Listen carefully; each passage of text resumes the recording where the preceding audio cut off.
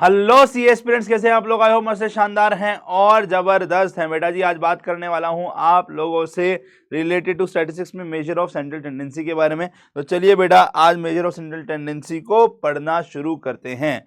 तो last class में हमने सीक्वेंसिंग सीरीज को देखा है। आई होप आप लोगों ने सीक्वेंसिंग सीरीज पे कमांड बना ली है।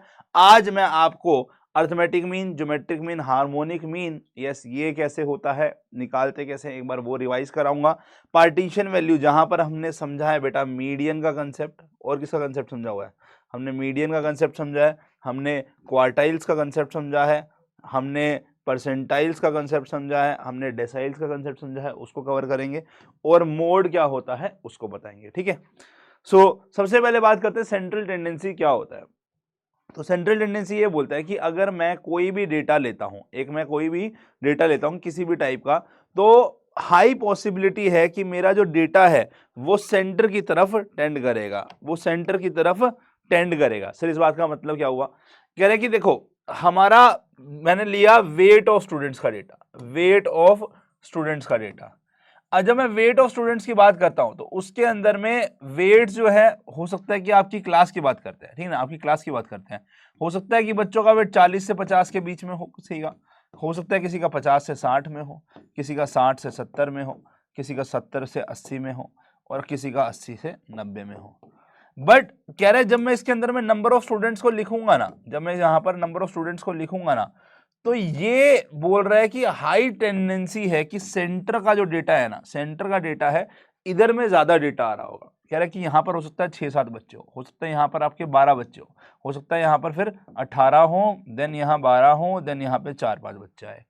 तो हाई पॉसिबिलिटी है कि मेरा डेटा जो है वो सेंटर वाली वैल्यूज है ना, जरूरी नहीं कि इधर में ही मैक्सिमम होगा, बट आसपास में मैक्सिमम होगा। ठीक है, तो इसको बोलते हैं हम सेंट्रल टेंडेंसी, कि सेंटर की तरफ मेरा डेटा टेंड कर रहा है। ओके, अब सेंट्रल टेंडेंसी निकालने के लिए हमने अलग अलग मेजर निकाले, जिसमें सबसे पहला मेजर निकल कर आया जिसको बोला हमने अरिथमेटिक मीन। क्या बोला जल्दी से बताओ? अरिथमेटिक मीन को हम जनरली एवरेज वर्ड भी यूज बोलते हैं, ठीक है ना, एवरेज वर्ड के नाम से भी इसको बोलते हैं। क्या बोलता है अरिथमेटिक मीन? कह रहे आप जितनी भी वैल्यूज है सबका सम कर लो, सम ऑफ ऑल ऑब्जर्वेशन। मान लो वैल्यूज को हम ऑब्जर्वेशन बोलते हैं, ठीक है ना, तो sum of all observation divided by में नंबर ऑफ ऑब्जर्वेशन,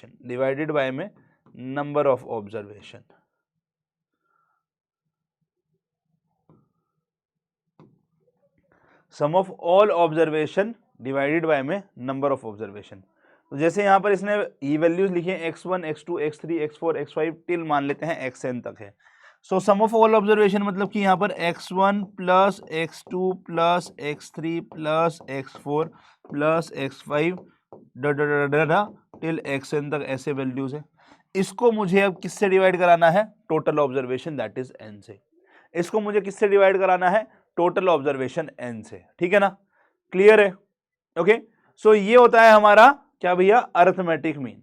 इसका एक एग्जांपल लिया हमने यहां पर, एक एग्जांपल लिया, कुछ वैल्यूज दे रखी है मैंने आपको यहां पर, देखो 41 32 45 65 67 78 90 75 33 44। तो मुझे क्या करना है, अगर इसका निकालना है ना, इसका मुझे क्या निकालना है? अरिथमेटिक मीन निकालना है। मैं तो सारी ऑब्जर्वेशन का सम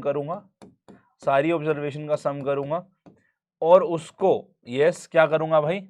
डिवाइड कराऊंगा नंबर ऑफ ऑब्जर्वेशन से।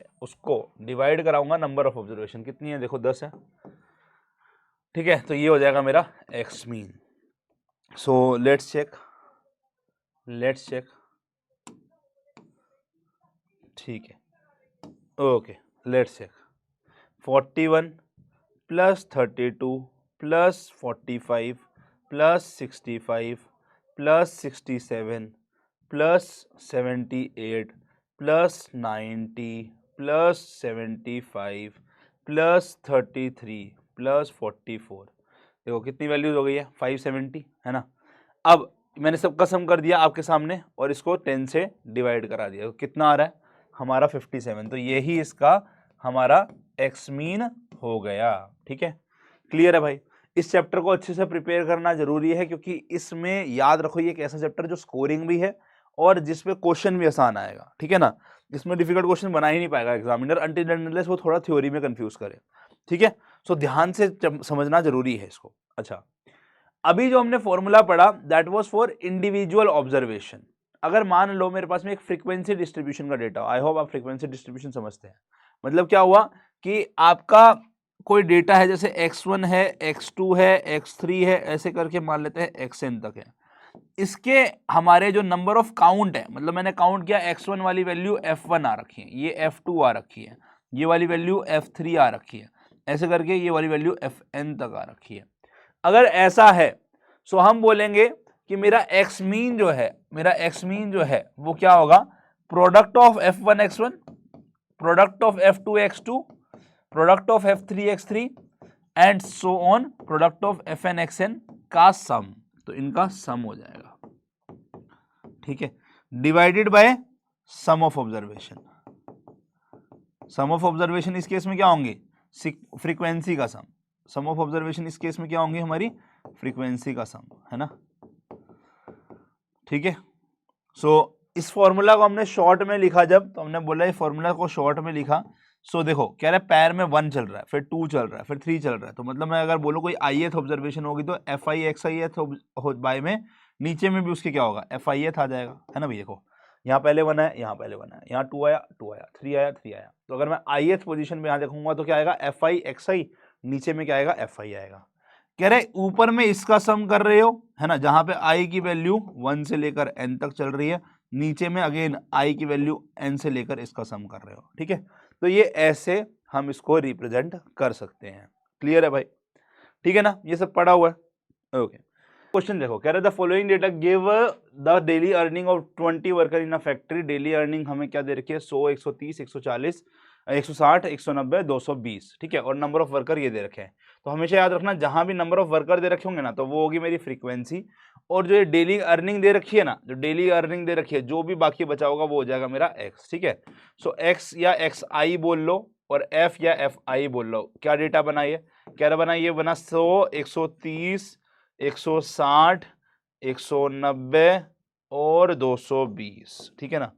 फ्रीक्वेंसी क्या है, 5, 2, 6, 4, 3। अब आपको क्या करना है, आपको क्या करना है, आपको ना यहां पर ऑलवेज रिमेंबर आपको क्या करना है, यहां पर हमें 2 चीजें चाहिए, एक्स आई एफ आई का सम, मतलब ये नहीं चाहिए, यहां पे जो सम आएगा ना वो चाहिए, ठीक है। Yes, x I F I का सम, और क्या चाहिए मुझे, सम ऑफ एफ आई चाहिए। अच्छा, सम ऑफ एफ आई हमें यहाँ पर दे ही रखा है, हमें बोला कि भाई ये जो डेटा है डेली अर्निंग का 20 वर्कर का डेटा है, तो 20 वर्कर का डेटा देने का मतलब क्या है कि हमारे पास में सम ऑफ फ्रीक्वेंसी जो हमारी बनेगी वो इन सब का सम बनेगा, दैट इज 20 ओनली। आप चेक भी कर सकते हो क्या इनका सम 20 आ रहा है, चेक करें। 5 + 2 7, 7 + 6 13, 13 + 4 17, 17 + 3 20 आ रहा है, यस आ रहा है। अब सर ये सम कैसे निकालेंगे, क्योंकि देखो मैं ये क्यों कह रहा हूं, एक्स मीन आप डायरेक्टली कैलकुलेट कर सकते हो, that is equal to sum of x I F I by में सम ऑफ एफ आई, ठीक है, हम ये डायरेक्टली कैलकुलेट कर सकते हैं। ओके, नाउ ये कैसे कैलकुलेट करोगे, कैलकुलेटर लो अपना, कैलकुलेटर लो अपना। अब इसमें अगर एमआरसी दबा देना भैया 2 बार, अगर आपका मेमोरी में कुछ पड़ा हुआ है तो मेमोरी क्लीन हो जाएगी उससे, एसी दबाओ और चेक कर लो एमआरसी क्लीन है, नहीं है दोबारा से 2 बार दबाओ, एसी दबाओ, मेमोरी क्लीन हो जाएगी, ठीक है। क्लियर है, यस। सो अब क्या करेंगे उसके बाद में, मेमोरी क्लीन कर दी है, this into this equal to M plus कर दो, this into this equal to M plus कर दो, this into this equal to M plus कर दो, this into this equal to M plus कर दो, this into this equal to M plus कर दो, ठीक है। और जैसे ही एमआरसी दबाओगे ये आंसर आ जाएगा। एक और तरीका भी होता है, कह रहे एम प्लस की जगह पे आप मत करो, ठीक है ना, एक और तरीका भी होता है वो भी सिखाऊंगा। कह रहे एम प्लस की जगह पर मत करो, आप सीधा क्या करना, this into this equal to, this into this equal to, this into this equal to, this into this equal to, this into this equal to, और जीटी का बटन दबा दो। किसी किसी कैलकुलेटर में जीटी वाला होता नहीं है फॉर्मूला, है ना, तो इसलिए मैं आपको ये अभी सिखा रहा हूँ, जीटी वाला आगे लेकर चलेंगे तब बता दूंगा, ठीक है ना। क्लियर है, सो करें इसको, चलो। 100 into 5 equal to M plus, 130 into 2 equal to M plus, 160 into 6 equal to M plus 190 into 4 equal to M plus 220 into 3 equal to M plus MRC दबाया तो ये वैल्यू आ रही है 3140। तो this is equivalent to 3140 by में 20, तो कितना हुआ 20 से डिवाइड कराया, आंसर आ रहा है 157। अब लॉजिकली सोचो, आंसर इसके आसपास ही आना चाहिए था, आंसर इसके आसपास ही आना चाहिए था, तो आंसर सही है। ठीक है, डन है, क्लियर है, सॉर्टेड है, समझ में आ गया भाई, समझ में आ गया, यस सर, ठीक है ना, सही है, हाँ चलो। सो इस तरीके से आप कर सकते हो। अच्छा ये वाली कैलकुलेशन सर अगर आप जीटी वाले तरीके से करते तो क्या होता, कह रहे देखो सीधा 100 into 5 equal to 130 into 2 equal to 160 into 6 equal to 190 into 4 equal to 220 into 3 equal to, और जीटी दबाता तब भी सेम वैल्यू आती है, आ रही है, ठीक है ना, क्लियर है, कोई भी तरीका यूज कर सकते हो। ओके नाउ अभी हमने देखा फॉर डिस्क्रीट डिस्ट्रीब्यूशन जब दे रखा है, मतलब हमारे को वैल्यू तो इंडिविजुअल ही दे रखी है बट वैल्यू के अंदर में फ्रीक्वेंसी दे रखी है ना, यस। अब अगर आपके पास में इंटरवल वाला डेटा हुआ, जैसे ये वाला क्वेश्चन है, क्वेश्चन की हेल्प से समझते हैं, जैसे ये वाला क्वेश्चन है, क्वेश्चन की हेल्प से समझते हैं, तो यहाँ पर क्या है, इंटरवल वाला डेटा जिसको हम बोलते हैं कॉन्टिन्यूअस डिस्ट्रीब्यूशन में डेटा है, जिसको हम बोलते हैं कॉन्टिन्यूअस डिस्ट्रीब्यूशन में डेटा है, ठीक है। ऐसे में क्या करेंगे, ऐसे में क्या करेंगे, ठीक है। सो सबसे पहले ऐसे केसेस के अंदर में आप क्या करोगे, आप अपना इसका मिड पॉइंट निकालेंगे और वो बन जाएगा xi। मिड पॉइंट कैसे निकालते थे, कह रहा है this plus this divide by 2, तो 41 plus 45 divide by 2, this is 43। Same 46 plus 50 divide by 2, this is 48 बन जाएगा, देन 53 बन जाएगा, देन 58, देन 63, देन 68, तो ये xi हो गया। अब अगेन जहां पे नंबर ऑफ लिखा होगा वो मेरा फ्रीक्वेंसी बन जाता है, तो फ्रीक्वेंसी कितना हुआ 4 3 9 8 7 और 2, ये हो गया, ठीक है। Now X mean is what, sum of xi fi by में sum of fi, this is X mean, है ना। सो ये अब मैं दूसरे वाला जो अपना जीटी वाला फॉर्मूला उससे करते हैं, ठीक है ना। अगेन मुझे ये चाहिए ना, तो सम ऑफ फ्रीक्वेंसी आप यहां से निकालोगे और हमारा xi fi का सम कैसे होगा, this into this equal to this into this equal to this into this equal to this into this equal to this into this equal to, और xi fi हमारा क्या हो जाएगा, जैसे ही मैं जीटी का बटन दबाऊंगा उसका सम आ जाएगा, ठीक है। करें, ये देखो 43 into 4 equal to 48 into 3 equal to 53 into 9 equal to 58 into 8 equal to 63 into 7 equal to, और 68 इंटू 2 इक्वल टू, ठीक है। ऑलवेज रिमेंबर जब भी अपना ये वाला फॉर्मूला लगाएंगे ना जीटी वाला, तो अपना ऑल क्लियर का बटन दबाने के बाद ही स्टार्ट करना है, ठीक है। जीटी दबाया, वैल्यू आ गई है 1834, तो 1834 सम ऑफ xi fi आया, बाय में सम ऑफ fi कितना हो गया, हमने अभी निकाला है क्या, नहीं निकाला, चलो ये निकाल लेते हैं, गिवन तो नहीं है, नहीं गिवन है, तो इसका sum of fi 4 plus 3 plus 9 plus 8 plus 7 plus 2, this is 33, ठीक है। तो 33 से इसको डिवाइड करा देंगे, ठीक है, तो कितना हुआ, तो ये आ रहा है हमारा 55.57 के आसपास, देखो 1834 डिवाइड बाय 33, हाँ 55.58 बोल लो या 5757 आ रहा है, ठीक है, 58 ही बोल लो, तो यस मिड वैल्यू के आसपास ही आ रहा है ना, देखो मिड में ही कहीं आ रहा है वैल्यू, ठीक है, क्लियर है भाई। तो इस प्रकार से आप इसको कर सकते हो सॉल्व। चलो अब कुछ बेसिक प्रॉपर्टीज है हमारी एएम की, उसको देखते हैं, कुछ बेसिक प्रॉपर्टीज है एएम की, उसको देखते हैं। मैं साथ साथ में थोड़ा सा चाय पी लूं, है ना, हल्का सा हेडेक हो रहा है। चलो थैंक यू। यस, कह रहे पहली प्रॉपर्टी, कह रहे अगर सारी वैल्यूज सेम हो, मान लो सारी वैल्यूज xi की 2 2 2 दे रखी है, ठीक है, कह रहे कुछ भी फ्रीक्वेंसी हो कोई फर्क नहीं पड़ता उससे, हमारा x मीन भी उस केस में 2 आएगा। If all values of xi is equal to 2 2 2 2, तो हमारा सम ऑफ xi भी इसका 2 आएगा, ठीक है।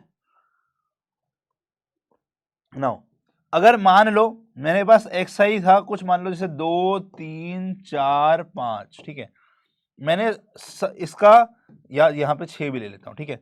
मैं अगर इसका एक्स मीन निकालूंगा ना तो इसका एक्स मीन 4 आएगा, इसका एक्स मीन 4 आएगा। कह रहे अगर मान लो मैंने सारी वैल्यूज को 2 से बढ़ा दिया, सारी वैल्यूज को 2 से बढ़ा दिया। कह रहे अगर सारी वैल्यूज को 2 से बढ़ा रहे हो ना तो आपका एक्स मीन भी 2 से बढ़कर 6 बन जाएगा, आपका एक्स मीन भी 2 से बढ़कर 6 बन जाएगा। तो मतलब अगर मैं सारी वैल्यूज में कोई वैल्यू ऐड कर रहा हूं, मान लो के ऐड कर रहा हूं, तो हमारा एक्स मीन में भी के ऐड हो जाएगा, ठीक है। यस, चलो इसका आंसर बताओ फिर। कह रहे थे arithmetic mean of 5 observation 5, 10, 15, 20 and 25 is 15। तो अगर सारी ऑब्जर्वेशन को 3 से बढ़ाए तो ए एम क्या होगा, तो ए एम भी हमारा 15 में 3 ऐड करके 18 हो जाएगा, 15 में 3 ऐड करके 18 हो जाएगा। सही है, सॉर्टेड, समझ में आया। ठीक है, चलो now properties of A M, कुछ प्रॉपर्टीज देखते हैं अर्थमेटिक मीन की और, ठीक है ना। यस, एक और प्रॉपर्टी है, बढ़िया इंपॉर्टेंट प्रॉपर्टी है। क्या बोल रहा है, कह रहा था amount by which a single measure differs from a fixed value such that the mean the algebraic sum of deviation of set of observation from the AM is 0, ठीक है। सो अगर मैं सारी वैल्यूज में, ठीक है, मीन को सब्ट्रैक्ट कर दूं और उसका सम करूं, देखो सिंपल भाषा में बात करते हैं, ठीक है, तो ये 0 आएगा। इसको चेक करते हैं। कह रहे 2, 3, 4, 5, 6 ये वैल्यूज दे रखी है। अगर आप इसका एएम निकालोगे ना, अगर आप खुद से निकालना, एक्स मीन चेक कर लो, 2 + 3 + 4 + 5 + 6, ठीक है, तो मिडल वाली वैल्यू आएगी, ठीक है। यस, कैसे सर आपको पता चला इतनी जल्दी? भाई सिंपल सा तरीका है, सारी वैल्यूज एक एक करके बढ़ रही है, ऑड नंबर ऑफ टर्म्स है तो मिडल मोस्ट वैल्यू बन जाती है, ठीक है। सो एक्स मीन हमारा 4 हो गया, क्लियर है। यस, सो नाउ अब ये क्या बोल रहा है, कह रहा है आप हर वैल्यू में से, यस, आप हर वैल्यू में से एक्स के अंदर में से एक्स मीन को माइनस करो, मतलब 2 में से भी 4 माइनस करो, आप 3 में से भी 4 माइनस करो, आप 4 में से भी 4 माइनस करो, आप 5 में से 4 माइनस करो, आप 6 में से भी 4 माइनस करो। तो ये कितना हो गया, तो x minus X mean is -2 -1 0 1 और 2, ठीक है। तो sum of x I minus X mean, X I minus X mean, yes, ये कितना आया, -2 -1 -3 -3 +1 +2, तो ये 0 हो गया ना। तो यही ये प्रॉपर्टी बोलती है, याद रखना है हमेशा, ठीक है, क्लियर है। एक और प्रॉपर्टी कह रहा है कि अगर कोई भी आप वेरिएबल x में b मल्टीप्लाई कर दो और उसमें a ऐड करके उसको y बना दो, सो अगर आपको x मीन पता है तो सेम तरीके से y मीन निकालने के लिए भी आप क्या करना, x मीन में b मल्टीप्लाई करके उसमें a ऐड कर देना। जैसे यहां पर ये बोल रहा है कि x मीन की वैल्यू अगर 1 गिवन है तो y मीन की वैल्यू क्या होगी, y मीन की वैल्यू क्या होगी, तो y मीन भी कैसे निकालेंगे, सीधा यहां पर कह रहे जो इक्वेशन दे रखी होगी ना 2x मीन + 3y मीन, ठीक है, देखो इसमें कन्वर्ट कर दिया, x मीन और y मीन डाल दिया, x और y की जगह x मीन और y मीन डाल दिया, अब x मीन की जगह में 1 डाल दिया, ठीक है। सो यहां पर 3y mean is equal to 5 - 2, 3 के इक्वल, तो यहाँ से y मीन कितना हो गया, 3/3 1 के इक्वल, 3/3 1 के इक्वल, ठीक है, क्लियर है। नाउ नेक्स्ट, अगर मेरे को ऑब्जर्वेशन दे रखी है n1 n2, ठीक है, यस, इसका मीन दे रखा है मुझे x1 मीन, इसका मीन दे रखा है x2 मीन, तो x मीन क्या हो जाएगा, n1 x1 mean plus n2 x2 mean by में n1 प्लस n2, ठीक है, समझ में आया। चलो, कह रहा था mean salary for a group of 40 male worker is 52,000 per month and that of a group of 50 male worker is 68,000 per month, what is the combined mean salary, ठीक है।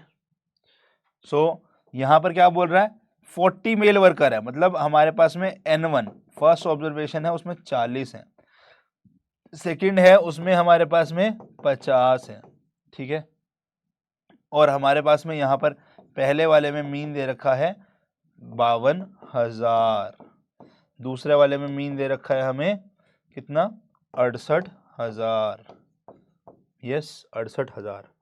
नाउ अब एक्स मीन क्या हो जाएगा, 40 into N1 into X1 mean, that is 40 into 52,000 plus में यहाँ पे 50 into 68,000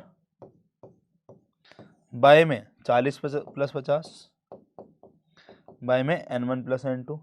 ठीक है, कितना हुआ देखो, चेक करो, 40 इंटू 52,000 इक्वल टू, ठीक है, जीटी दबाएंगे। देखो जब भी प्लस करना है ना तो आप क्या करो, सिंपल सिंपल कैलकुलेशन करके जीटी दबाएंगे। तो इसको कैसे किया अपन ने, कैसे किया, ट्रिक क्या है इसकी, तो 40 इंटू 52,000 ये अलग से करके रख दिया इक्वल टू, और यहाँ पर ये 50 इंटू 68,000 इक्वल टू, और यहाँ पर जैसे ही इसका सम निकालोगे तो जीटी दबाएंगे।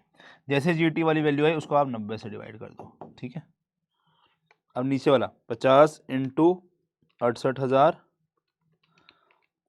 आ गया वैल्यू, जीटी दबाया, सम हो गया, डिवाइड करा दिया 90 से। तो आंसर कितना आया मेरा इसका, दिस इज 60,888.88।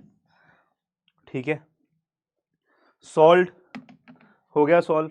चलो यस, आई थिंक वो पीछे क्वेश्चन नंबर गलत रह गया एक, कोई बात नहीं, एक दो क्वेश्चन नंबरिंग गलत हो गई हमारी यहाँ पे, कोई बात नहीं, चलता है। ठीक है, कोई बात नहीं। Okay, now correcting the incorrect mean, हाँ वहाँ भी करेक्शन की रिक्वायरमेंट है कोई बात नहीं। ठीक है, तो मैं उसको ना एग्जाम्पल दे देता हूँ नाम, ताकि तुमको कन्फ्यूजन ना हो ये क्या हुआ हमारे साथ। इसको एग्जाम्पल नाम दे देता हूँ। ठीक है, इसको भी एग्जाम्पल नाम दे देता हूँ। ठीक है, इसको भी एग्जाम्पल नाम दे देता हूँ। यस, सही है, अब तो अब फील सही आ रही है। हाँ चलो, करेक्टिंग द इनकरेक्ट मीन, देखो इसका ना एक प्रोसेस है। यस, सो अगर करेक्ट करना है इनकरेक्ट मीन का तो क्या मतलब है इस बात का, देखो बोल रहे 100 स्टूडेंट है, तो मतलब मेरे को फ्रीक्वेंसी दे रखी है उसका सम 100 है ना, तो सम ऑफ फ्रीक्वेंसी को हम सम ऑफ एफ भी लिखते हैं, या हम टोटल फ्रीक्वेंसी एन के इक्वल भी बोल सकते हैं। ठीक है, तो मीन दे रखा था इसका, मीन दे रखा था मुझे इसका 40, कह रहे mean marks is 40। Later on it was discovered that कि a score of 53 was misread as 83, तो कह रहे एक रॉन्ग ऑब्जर्वेशन थी 83, जबकि राइट होनी चाहिए थी आपकी वहां पे 53। तो कह रहे कि find the correct mean corresponding to the correct score. अब इसका मैंने पूरा एक्सप्लेनेशन बताया कि फॉर्मूला कैसे बनता है, बट अभी मैं फॉर्मूला डायरेक्ट ले रहा हूं। तो एक्स मीन करेक्ट वाला जो होगा ना, याद रखना, जो ये एक्स मीन रॉन्ग वाला है ना, इसको एक्स मीन रॉन्ग मान लेते हैं। तो कह रहे एक्स मीन रॉन्ग में से, एक्स मीन रॉन्ग में से आप ऐड कर दो राइट वाली वैल्यू माइनस रॉन्ग वाली वैल्यू बाय में नंबर ऑफ ऑब्जर्वेशन। ठीक है सॉरी, ठीक है, सो यहां पर हो गया मेरा 40 प्लस में राइट वाली वैल्यू 53 है, ठीक है, एंड रॉन्ग वाली वैल्यू 83 है, बाय में 100। This is 43 minus 3 by 100 is कितना हुआ, minus 30 by 100 is minus 0.3। Yes, है ना, प्लस माइनस माइनस हो जाएगा, दिस इज 39.7। तो एक्स मीन राइट वाला ये आ गया आंसर। ठीक है, यस। चलो, weighted arithmetic mean, weighted arithmetic mean का मतलब क्या होता है कि हमारे कुछ बार एग्जाम होते हैं, जैसे कुछ कॉलेज के एग्जाम होते हैं, यस, या फिर कहीं पर आपने देखा होगा कि किसी पैरामीटर का वेट ज्यादा दिया जाता है, मतलब आपको लगे कि उसको इंपॉर्टेंस ज्यादा दी जा रही है ना। यस, सो वैसे ही यहाँ पर वेटेड अरिथमेटिक मीन, मतलब अगर मुझे ऐसी चीजों का अरिथमेटिक मीन निकालना हुआ, उसका वेटेड अरिथमेटिक मीन निकालना हुआ हो जाएगा इक्वल। ठीक है, मतलब अगर मेरे पास डेटा में वेट्स कंसीडर करने हैं, ठीक है, जैसे एक एग्जांपल समझाता हूँ, इजीली समझ में आएगा। ये वाला क्वेश्चन है, मुझे अगर किसी एग्जाम हुआ है कोई, ठीक है, उसमें मेरे को अलग अलग इंपॉर्टेंस दी जा रही है अलग अलग सब्जेक्ट्स को, तो इंपॉर्टेंस वेट्स के इक्वल होती है। ठीक है, सो तो अगर मुझे यहाँ पर सिंपल तो आप निकालेंगे, मैं वेटेड निकालना सिखा रहा हूँ। ठीक है, तो अगर मुझे यहाँ पे वेटेड अरिथमेटिक मीन निकालना है तो कैसे निकालना होगा, सिंपल में क्या होगा, वेट्स को हटा देंगे। जैसे क्वेश्चन क्या है, कह रहे कैंडिडेट ने ऑब्टेन किए हैं हाफ ईयरली एग्जाम में इंग्लिश में 46%, तो इंग्लिश में कितना किया है 46। ठीक है, स्टैट्स में किया है उसने, स्टैट्स में किया है उसने 67। यस, कॉस्ट अकाउंटेंसी में किया है उसने 72। ठीक है, इको में किया है उसने 58, इनकम टैक्स में किया है उसने, इनकम टैक्स में किया है उसने 53, ठीक है। यस, नाउ अब ये बोल रहा है it is agreed to give double weight to English and stats. तो मतलब यहां पर अगर मैं इनका एक वेट मानूंगा तो इसको मैंने डबल देना है इसका, तो ये है। तो मतलब it is just acting like a frequency only, ठीक है ना, बट फ्रीक्वेंसी की जगह इसको हम वेट बोल देंगे अब, ठीक है। सो अगर मुझे यहाँ पे वेटेड अर्थमेटिक मीन निकालना हुआ तो ये मेरी एक्स वैल्यू है और ये मेरा वेटेड अर्थमेटिक मीन क्या हो जाएगा, यहाँ पर ध्यान से समझना, कह रहा है डब्ल्यू आई एक्स आई का सम बाय में सम ऑफ डब्ल्यू आई, ठीक है। तो फ्रीक्वेंसी की जगह में बस यहाँ पर क्या आ जाएगा, हमारा डब्ल्यू आई आ जाएगा, ठीक है ना, एफ आई की जगह में डब्ल्यू आई आ जाएगा। तो क्या करेंगे डब्ल्यू आई एक्स आई का सम निकालने के लिए, this into this equal to this into this equal to this into this equal to this into this equal to, और जैसे ही जी टी का बटन दबाऊंगा मेरा आंसर आ जाएगा, ठीक है। क्लियर, चलो। So 46 into 2 equal to 67 into 2 equal to 72 into 1 equal to 58 into 1 equal to 53 into 1 equal to, और G T का बटन दबाया, ये वैल्यू आ गई है 409, ये वैल्यू आ गई है 409। अब सम ऑफ डब्ल्यू आई तो कितना हो गया, 2 + 2 + 1 + 1, तो 4 + 3 7 हो गया है, 7 से डिवाइड, 409 को 7 से डिवाइड करा है, दिस इज 58.428 या 43 बोल सकते हैं, 58.43 भी बोल सकते हैं इसको, ठीक है, सही है। तो मीन हमने आपका समझ लिया निकालना, ठीक है। सो मीन निकालना समझ लिया, तो फॉर्मूला क्या हुआ इसका, हमने मीन के अलग अलग चीजें देख लिया हमने, यस।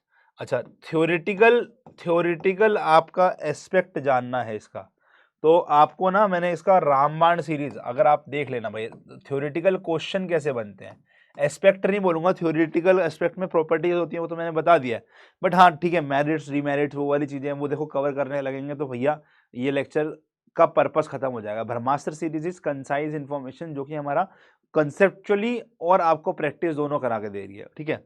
बट आपको थ्योरेटिकल एस्पेक्ट से जानना तो रामबाण बना रखी है, यस, तो आप वो रामबाण को रेफर कर सकते हो अगर आपको थ्योरेटिकल क्वेश्चन कैसे बनते हैं वहां से देखना है तो, ठीक है, क्लियर है।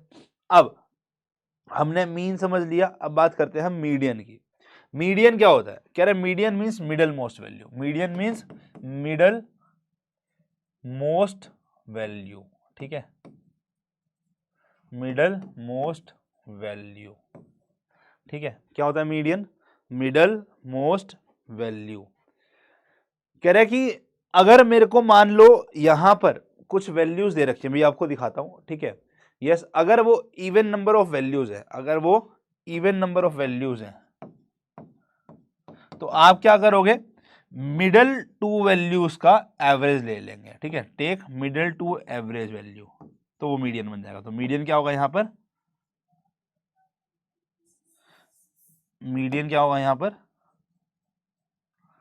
एवरेज ऑफ, ये बेटर लिखना, average of middle two values. अभी क्वेश्चन दिखाऊंगा, ठीक है। और अगर मेरे पास ऑड नंबर ऑफ ऑब्जर्वेशन हुई, अगर मेरे पास में ऑड नंबर ऑफ ऑब्जर्वेशंस हुई, ठीक है, तो अगर ऑब्जर्वेशन नंबर ऑफ ऑब्जर्वेशन, ठीक है, नंबर ऑफ ऑब्जर्वेशन अगर मेरे पास में ऑड हुई तो यहां पर हो जाएगा ये मिडल मोस्ट वैल्यू, ठीक है, यस, जैसे कि ये क्वेश्चन है, ठीक है। So when n is odd, when n is even, ठीक है, ओके। सो यहां पर 1 2 3 4 5 5 वैल्यूज है, तो मिडल मोस्ट वैल्यू कौन सी है, 2 यहां छोड़ो, देखो 2 यहां छोड़ो, तो मीडियन XMED लिख दो ऐसा, ठीक है ना, तो कितना हो गया मीडियन 17। अब यहां क्या है, इवन नंबर ऑफ वैल्यूज है, 1 2 3 4 5 6, तो मिडल वाली जो 2 वैल्यूज हैं, ठीक है, वो हमारा मीडियन क्या हो जाएगा, उनका एवरेज, दैट इज 64 + 70, 2 वैल्यूज हैं तो हम क्या करेंगे 2 से डिवाइड, तो कितना होगा, yes, this is 64 + 70 divide by 2 is 67, तो इसका मीडियन कितना हुआ, 67 हुआ। क्लियर है भाई। ऑलवेज रिमेंबर, मीडियन को हम पोजिशनल एवरेज भी बोलते हैं, मीडियन को हम पोजिशनल एवरेज भी बोलते हैं, क्या बोलते हैं हम, पोजिशनल एवरेज भी बोलते हैं। क्लियर है। नाउ कह रहे calculate median from the following data, कह रहे calculate median from the following data. अब यहाँ पे मैंने फ्रीक्वेंसी डिस्ट्रीब्यूशन में दे रखा है। सो यहाँ पर कैसे करना है, यहाँ पर कैसे करना है, आपको ना क्यूमुलेटिव फ्रीक्वेंसी निकालना सिखाया था। क्यूमुलेटिव फ्रीक्वेंसी निकालनी है आपको लेस देन वाली, ठीक है, निकालनी आती है। यस, कौन से चैप्टर में सिखाया हुआ है, स्टैटिस्टिकल डिस्क्रिप्शन ऑफ डेटा में, ठीक है। तो x क्या है मेरा, 10, 20, 30, 40, 50, 60 और 70, ठीक है। यहां पर अब ठीक है, यहां पर अब देखो ये होगा 1, 5, 12, 20, 19, 9 और 4, ठीक है। तो क्यूमुलेटिव फ्रीक्वेंसी लेस देन क्या होता है कि यहां पर 10 के आगे में 1 ही लिखेंगे, 1 + 5 6 लिखेंगे, है ना, अगला सम हो जाएगा। 30 से लेस वाली वैल्यू इनका सम हो जाएगा, दैट इज 12 + 6 8 18 के इक्वल। देन अगला 38 के इक्वल हो जाएगा, 20 + 18। देन 19 + 38 57 हो जाएगा। देन 9 + 57 66 हो जाएगा, और ये हो गया 70। तो ऑलवेज रिमेंबर, ये हमने बताया हुआ सम ऑफ फ्रीक्वेंसी क्या होता है, हमारी लेस देन में जो लास्ट क्यूमुलेटिव फ्रीक्वेंसी आ रही है उसके इक्वल, ठीक है। अब यही हमारा n हो जाता है, यही हमारा n हो जाता है।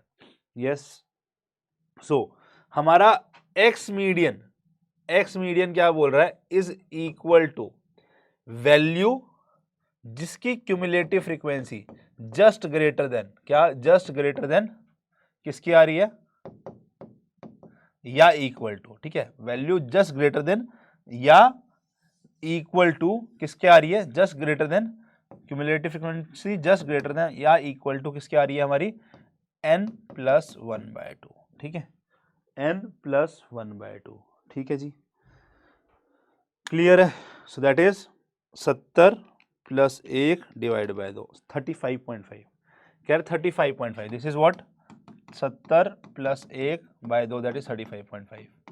तो जस्ट बड़ी क्यूमुलेटिव फ्रीक्वेंसी जो आ रही है 35.5 के, वो वाली वैल्यू हमारी क्या बन जाएगी, देखो 35.5 से जस्ट बड़ी क्यूमुलेटिव फ्रीक्वेंसी, 18 तो छोटी है, 57 बड़ी है, बट 38 जस्ट बड़ी है, उसके कोरस्पॉन्डिंग वाली x की वैल्यू मेरी क्या बन जाएगी, उसके कोरस्पॉन्डिंग वाली x की वैल्यू क्या बन जाएगी मेरी, x मीडियन बन जाएगी।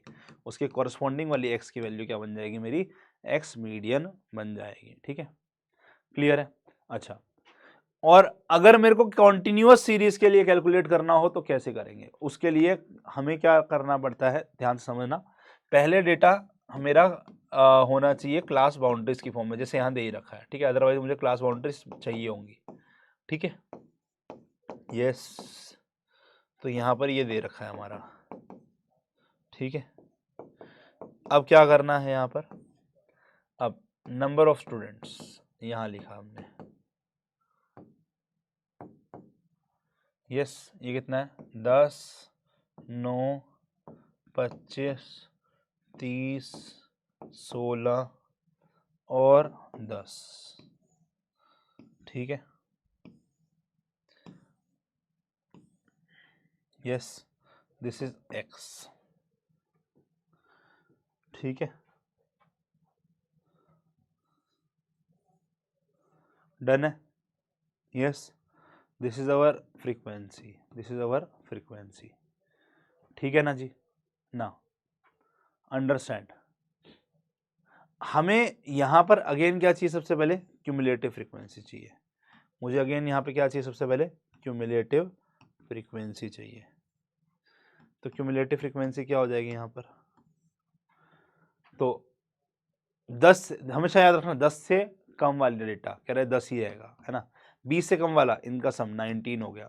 यस, 30 से कम वाला डेटा 25 + 19 कितना हो गया, 4 और 4 44 हो गया। देन 74 हो गया, देन 84 हो गया, ओ सॉरी 84 नहीं, देन 90 हो गया, है ना, देन 90 हो गया, और यहाँ पे ये 100 हो जाएगा, है ना। मतलब ऐसे सम होता रहेगा। कैसे सम करते हैं, 9 + 10 19, 25 + 19 44, 30 + 44 74, 16 + 74 90 एंड लाइक दिस, ठीक है। और सम ऑफ फ्रीक्वेंसी हमारा कितना हो जाएगा भाई, अगेन मैंने जैसे आपको बोला लास्ट वैल्यू के इक्वल, यही मेरा n बनता है। अब आपको यहां पर मेरे को निकालनी होगी मीडियन क्लास, क्या निकालनी होगी मुझे, मीडियन क्लास। मीडियन क्लास क्या होगी, कह रहे जहां पर cumulative frequency just greater than equal to, ठीक है, n/2 आ रही है। तो n/2 मतलब कि 100/2 दैट इज 50। 50 से जस्ट बड़े वाली क्यूमुलेटिव फ्रीक्वेंसी कहाँ दिख रही है? 44 तो छोटा हो गया 50 से, है ना, तो 74 वाली, ये वाली क्लास मेरी मीडियन क्लास बन जाएगी। ये वाली क्लास मेरी मीडियन क्लास बन जाएगी, ठीक है। मतलब मीडियन की वैल्यू इसके बीच में आने वाली है, मीडियन की वैल्यू इसके बीच में आने वाली है। अब क्या करना है, अब क्या करना है, ध्यान समझना। तो एक्स मीडियन की वैल्यू कह रहा है कि lower class boundary of the median class that is 30। तो लोअर क्लास बाउंड्री क्या है? ये वाली वैल्यू, मीडियन क्लास की जो पहले वाली वैल्यू है। ये कौन सी? Upper class boundary. कह रहा है lower class boundary of median class plus में n/2 दैट इज 50 है ना, माइनस n/2 इज 50 माइनस का जस्ट क्यूमुलेटिव फ्रीक्वेंसी ऊपर वाली, तो ये हमारा मान लेते हैं CF हो गया, ठीक है ना, CF हो गया, यस। तो ये जस्ट ऊपर वाली क्यूमुलेटिव फ्रीक्वेंसी है। बाय में हमारा frequency of the median class 30 है, इनटू में size of the median class. Size क्या होता है मेरा? हाइट बोल दो इसको, ठीक है ना, ऐसे हाइट बोलो साइज बोलो बराबर है, that is upper class boundary minus lower class boundary that is 10, ठीक है, यस। तो ये हो जाएगा दैट इज 30 प्लस में यहाँ से ये गया, ये होगा 6/3 विच इज इक्वल टू 32। 32 हमारी क्या आएगी? मीडियन आ जाएगी वैल्यू। तो मीडियन क्या आ गया? 32 आ गया। सो यहां से एक्स मीडियन का फॉर्मूला हमने क्या बोला? पहले तो हमने बोला, देखो जैसे लिख रखा है ना, तो मीडियन विल के लिए हमने मीडियन क्लास निकालनी है। मीडियन क्लास क्या होगी मेरी? क्यूमुलेटिव फ्रीक्वेंसी जो जस्ट ग्रेटर देन n/2 आ रही है। देन एक्स मीडियन क्या होगा मेरा? मीडियन क्लास का लोअर क्लास बाउंड्री में आप, लोअर क्लास बाउंड्री में आप क्या करोगे? क्या करोगे?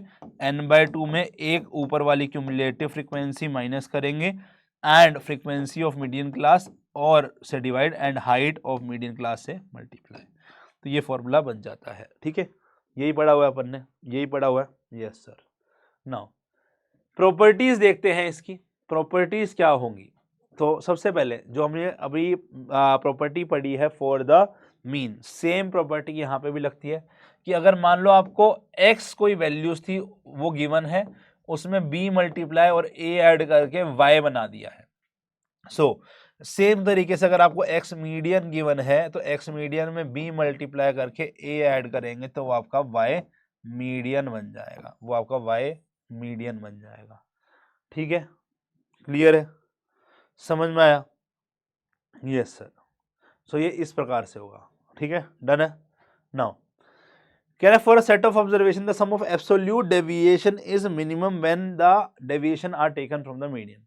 तो कह रहा है कि अगर मैं सारी वैल्यूज को, ध्यान समझना, कह रहा है सारी वैल्यूज को अगर मैं मीडियन में से सब्ट्रैक्ट करूं और उसका एब्सोल्यूट वैल्यू ले लो। एब्सोल्यूट वैल्यू का मतलब क्या होता है कि मैं उसके अंदर में अगर वैल्यूज मान लो कुछ माइनस की आएंगी कुछ प्लस की आएंगी, तो जैसे मेरा इस वाले क्वेश्चन में था ना, एब्सोल्यूट वैल्यूज क्या होंगी, एक बार को दिखाता हूँ। अभी हमने क्वेश्चन किया था ना, कहाँ गया कहाँ गया रे, एक सेकेंड मुझे, एक second, properties properties properties properties कहाँ गई?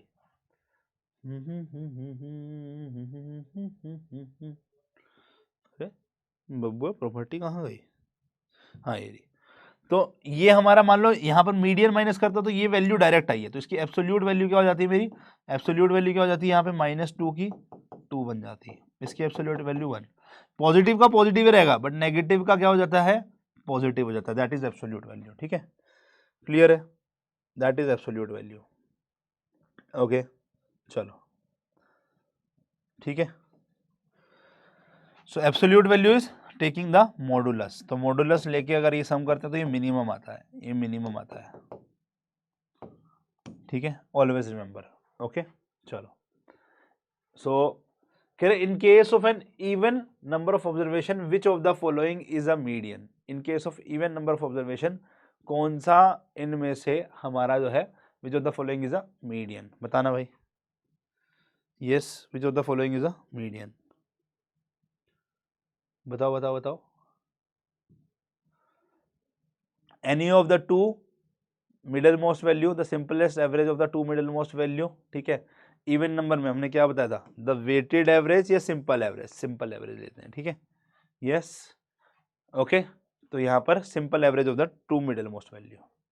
Now let's talk related to हमारा परसेंटाइल, क्वार्टाइल एंड हमारे पास में डेसाइल। देखो मीडियन का काम क्या होता है, डेटा को दो भाग में तोड़ना। मीडियन का काम क्या होता है, डेटा को 2 इक्वल पार्ट्स में तोड़ना, ठीक है। तो मीडियन कितना है, एक ही है। वैसे ही क्वार्टाइल का काम होता है 4 इक्वल पार्ट में तोड़ना, 4 इक्वल पार्ट में तोड़ना। अब यहां पर 2 को तोड़ने के लिए एक वैल्यू चाहिए। अब समझो 4 इक्वल पार्ट में तोड़ना है, तो मान लो मैंने 100 वैल्यूज थी, 25-25 में तोड़ दिया, बराबर बराबर, है ना। सो कितने क्वार्टाइल चाहिए, 3 चाहिए ना। तो मुझे 4 इक्वल भाग में तोड़ने के लिए 3 क्वार्टाइल्स की जरूरत होती है। सेम डेसाइल क्या कहता है, 10 पार्ट में तोड़ना, इक्वल पार्ट में, ठीक है ना। तो डेसाइल क्या बोलते हैं मेरे को, 9 डेसाइल होते हैं। इसी तरीके से जितने पार्ट में तोड़ना है उससे एक कम मेरे जो है वो पर्टिकुलर वैल्यूज हो जाएंगी, पार्टीशन वैल्यूज की। ये सारे ही पार्टीशन वैल्यू कहलाते हैं, ठीक है ना, क्लियर है। तो परसेंटाइल क्या बोलता है, 100 इक्वल पार्ट में तोड़ने का, 100 इक्वल भाग में तोड़ना, ठीक है, 100 इक्वल पार्ट में तोड़ना, ठीक है, क्लियर है। जैसे परसेंटाइल इसीलिए 99 होते हैं, परसेंटाइल इसीलिए 99 होते हैं,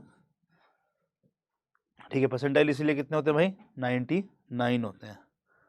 समझ में आया, ठीक है।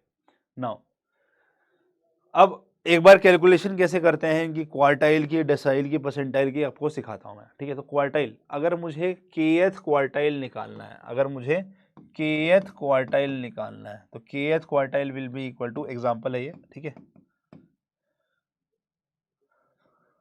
kth क्वार्टाइल निकालना है, तो kth क्वार्टाइल मतलब हमारे पास में 3 क्वार्टाइल है ना, Q1, Q2, Q3, ठीक है। सो k इंटू में n+1 बाय में 4, ये वाला जो नंबर होगा ना वो मेरा kth क्वार्टाइल बन जाएगा।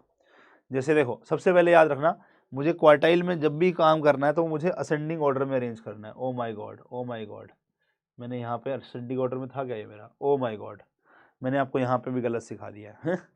ये गलत हो गया है ना, यहाँ पर भी एक गलती हो गई हमसे, कोई बात नहीं, इसको करेक्ट कर लेते हैं, इसको करेक्ट कर लेते हैं, ठीक है, ओके, इसको करेक्ट कर लेते हैं हम, ठीक है भाई, करेक्ट कर लेना। यहाँ पर भी मुझसे एक गलती हुई है, इसको प्लीज़ करेक्ट कर लेना। यस, क्या गलती हुई है, इसको भी असेंडिंग ऑर्डर में अरेंज करना है। देखो छोटी छोटी मिस्टेक कितनी भारी भरकम गलतियां कर देती हैं। We have to arrange it in ascending order, we have to arrange it in ascending order. Middle most value तो होती है, बट कब, we have to firstly arrange it in the ascending order, ठीक है। तो सेम कोई भी partition value निकालनी है, we have to arrange it in ascending order, ठीक है, क्लियर है। यस, सो असेंडिंग ऑर्डर मतलब छोटे से बड़े के क्रम में, तो 12 सबसे छोटा है, देन 17 आएगा, ठीक है, देन 19 आएगा, देन अपना 20 आएगा, देन अपना 22 आएगा, ठीक है, ठीक है। नाउ यहाँ पर सबसे छोटा 34 है, देन अपना 49 है, देन अपना 58 है, देन अपना 64 है, देन 70 है, और देन 91 है, ठीक है। अब यहाँ पे मिडिल मोस्ट क्या हो गया, 19 हो गया, है ना। और यहाँ पर मिडिल मोस्ट क्या हो जाएगा, इन दोनों का सम बाय 2, दैट इज 58। इसका मिडिल मोस्ट क्या हो गया मेरा, 19 हो गया, और इसका कितना हो गया, 58 प्लस में 64 बाय में 2 हो जाएगा, ठीक है। यस, ठीक है भाई, तो इसको करेक्ट कर लेना भाई। यस, तो ये कितना हो गया, 61 हो गया। यस, ये कितना हो गया, 61 हो गया, ठीक है भाई, ओके। चलो अब आगे, हाँ, यहां पर calculate the quartiles Q1, Q2, Q3 for the following data. तो सबसे पहले क्या करेंगे, इसको असेंडिंग ऑर्डर में रेंज, तो 6, 8, 9, ठीक है, 11, 23, इनको अरेंज कर दिया। सो 5 वैल्यूज हैं, कितनी वैल्यूज है मेरे पास में, 5 वैल्यूज है, तो मतलब n की वैल्यू 5 हो गई है। यस, तो Q1 will be equal to अब देखो k की जगह में 1 डाला तो 1 इंटू में n कितना है 5, 5 प्लस 1 बाय 4th वैल्यू, तो ये कितना हुआ 1.5। अरे सर 1.5 कोई वैल्यू थोड़ा ना होती है, कोई हैरी पॉटर थोड़ा ना खेल रहा है, हैरी पॉटर थोड़ा ना खेल रहा है, तो कैसे निकालेंगे? क्लियर है? तो 1.5 वैल्यू इज फर्स्ट वैल्यू, समझो फर्स्ट से अगला क्या होता है सेकंड, तो क्या करना अपने को, डेसिमल वाला जो पार्ट है ना वो मल्टीप्लाई कराना, दैट इज 0.5 है ना, डेसिमल के बाद क्या आ रहा है पॉइंट आ रहा है और फिर 5 है ना, डेसिमल एंड 5 उसके बाद वाला नंबर 0.5 होगा, 0.5 को मल्टीप्लाई कराना है फर्स्ट से अगला जो नंबर होगा दैट इज सेकंड माइनस का फर्स्ट।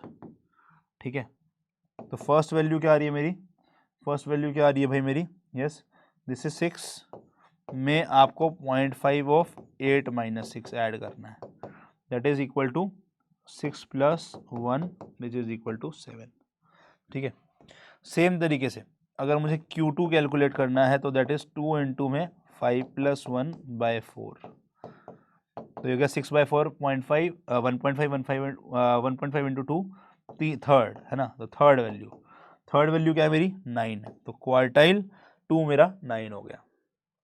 अब क्वार्टाइल 3 कैसे निकालेंगे, तो यहाँ पर k की जगह में 3 आ गया, यहाँ पे आ गया 5 प्लस 1 6 बाय 4 1.5 इंटू 3 4.5, तो 4.5 वैल्यू क्वार्टाइल 3 आएगी। देखो फर्स्ट सेकेंड थर्ड फोर्थ, तो फोर्थ आ रही है 11 है ना, तो इसमें 4.5 निकालने के लिए क्या करेंगे, फोर्थ में आप 0.5 ऑफ फिफ्थ माइनस फोर्थ कर देंगे।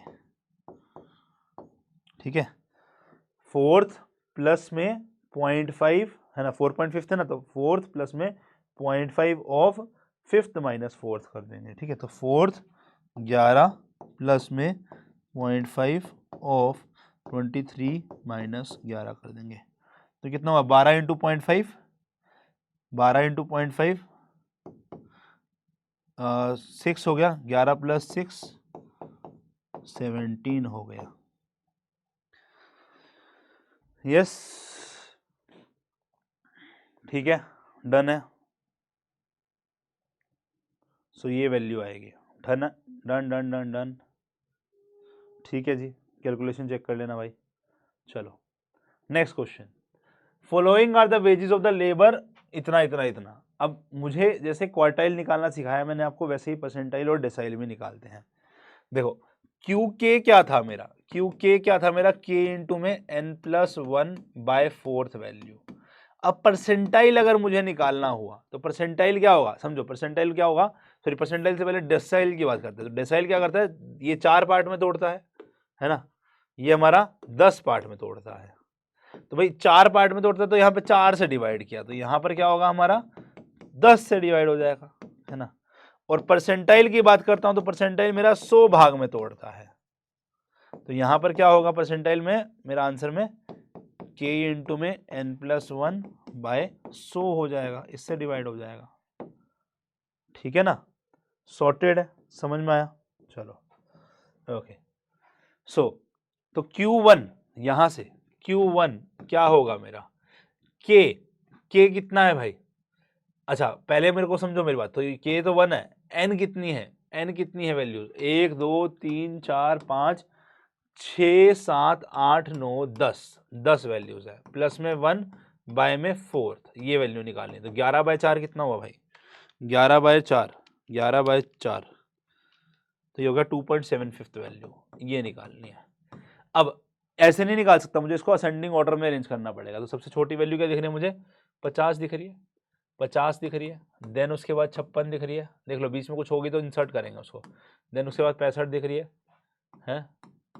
देन उसके बाद में 75 की 2 वैल्यूज पड़ी है, 75 की 2 वैल्यूज पड़ी है, देन उसके बाद में 80 पड़ा हुआ है, देन उसके बाद में 80 पड़ा हुआ है, देन उसके बाद में 82 पड़ा हुआ है, देन उसके बाद में 90 पड़ा हुआ है, देन उसके बाद में कितना पड़ा हुआ है 120 पड़ा हुआ है, और देन उसके बाद में 130 पड़ा हुआ है। कितनी वैल्यूज हैं 1 2 3 4 5 6 7 8 9 10, है ना।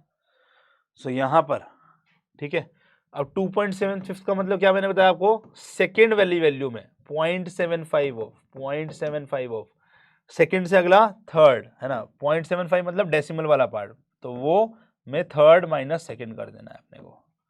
तो सेकेंड वाली वैल्यू क्या है मेरी अब असेंडिंग ऑर्डर में 56 में 0.75 ऑफ थर्ड वैल्यू 65 माइनस का 56 कर देना है, ठीक है। तो 65 माइनस का 56 इंटू में 0.75, 6.75 प्लस में 56, दिस इज 62.75, ये बन गया अपना, दिस इज 62.75। नाउ D6 निकालना है, तो D6 क्या हो जाएगा मेरा, इसमें देखो फॉर्मूला 6 इंटू में n कितना है 10 प्लस 1/4 कितना हो गया भाई ये, तो ये हो गया मेरा 11 इंटू 6 डिवाइड बाय 4, तो दिस इज 16.5 वैल्यू है, सॉरी 10 आएगा यहाँ पे ना, मैं तो ये कैसे पॉसिबल है, तो 6 है ना भाई, 10 है ना नीचे में, तो this is equal to 6.6 value. 6.6 का मतलब सिक्स्थ में पॉइंट के बाद 6 आया है, तो 0.6 ऑफ 7th माइनस 6th ये हो जाएगा, ठीक है। यस, तो सिक्स्थ वैल्यू क्या है अपनी 1 2 3 4 5 6, तो 80 में 0.6 ऑफ है ना 6, उससे अगला है 82 माइनस का 80, ये बन गया, दैट इज 2 इंटू 0.6 प्लस में 80, दैट इज 81.2, तो D6 इज 81.2, तो D6 इज 81.2। नाउ P हमारा यहाँ पर अब 82 निकालना, तो P 82 इज 82 इंटू में 100 प्लस 1 बाय 100th वैल्यू, तो ये हो गया 82 बाय में 1.01th value, that is 82.82th value. Yes, clear है। अबे हमने फिर गलती कर दी, यहाँ पर 10 प्लस 1 आएगा ना, वैल्यूज तो 10 ही है, छोटी छोटी मिस्टेक से बड़ी बड़ी हो जाती है मिस्टेक, तो 82 इंटू 11 डिवाइड बाय में 100, this is 9.02th value, right, this is correct. तो 9.2th मतलब कि 9th में डेसिमल वाला जो पार्ट है 9 से अगली क्या होगी 10th होगी, माइनस का यस हमारा कितना हो गया 9th हो गया, ठीक है।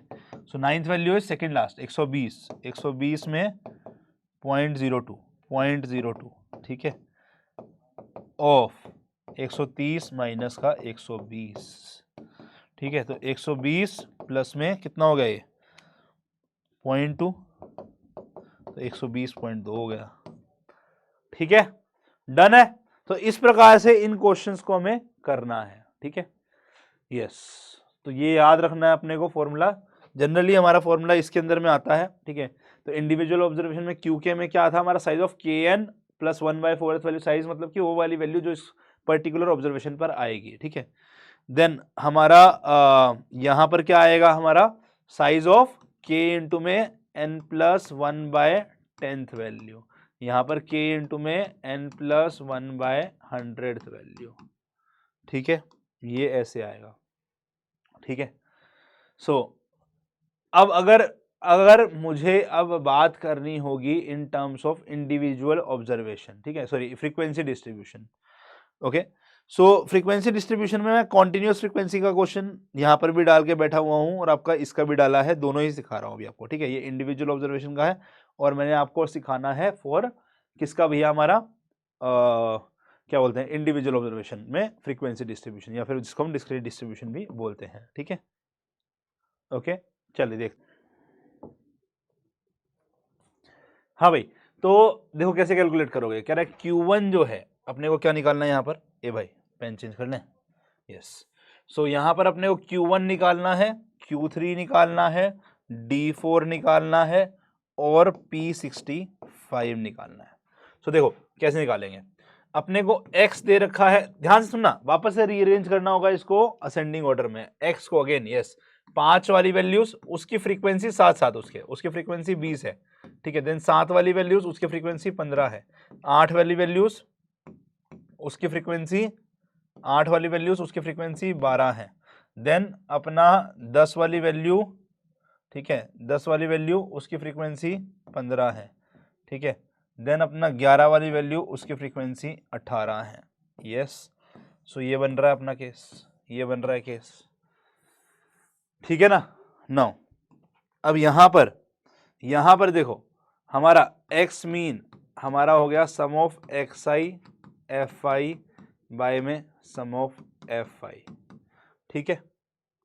सॉरी क्या निकालना था हमें तो क्वार्टाइल्स निकालने थे, हमने इसको सेंडिंग ऑर्डर में अरेंज कर दिया। अच्छा अब मुझे क्या चाहिए, क्यूमुलेटिव फ्रीक्वेंसी चाहिए, मुझे क्या चाहिए, क्यूमुलेटिव फ्रीक्वेंसी चाहिए।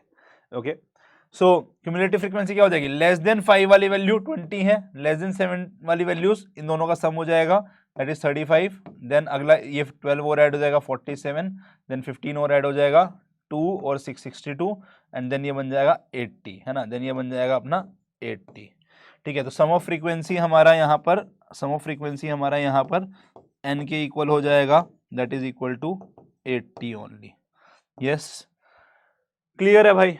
नाउ क्वार्टाइल वन अगेन ध्यान सुनना, कह रहा है it will corresponding to the cumulative frequency जो जस्ट बड़ी 1 इंटू n कितना है 80 प्लस 1 बाय 4 के जस्ट बड़ी वैल्यू आ रही होगी।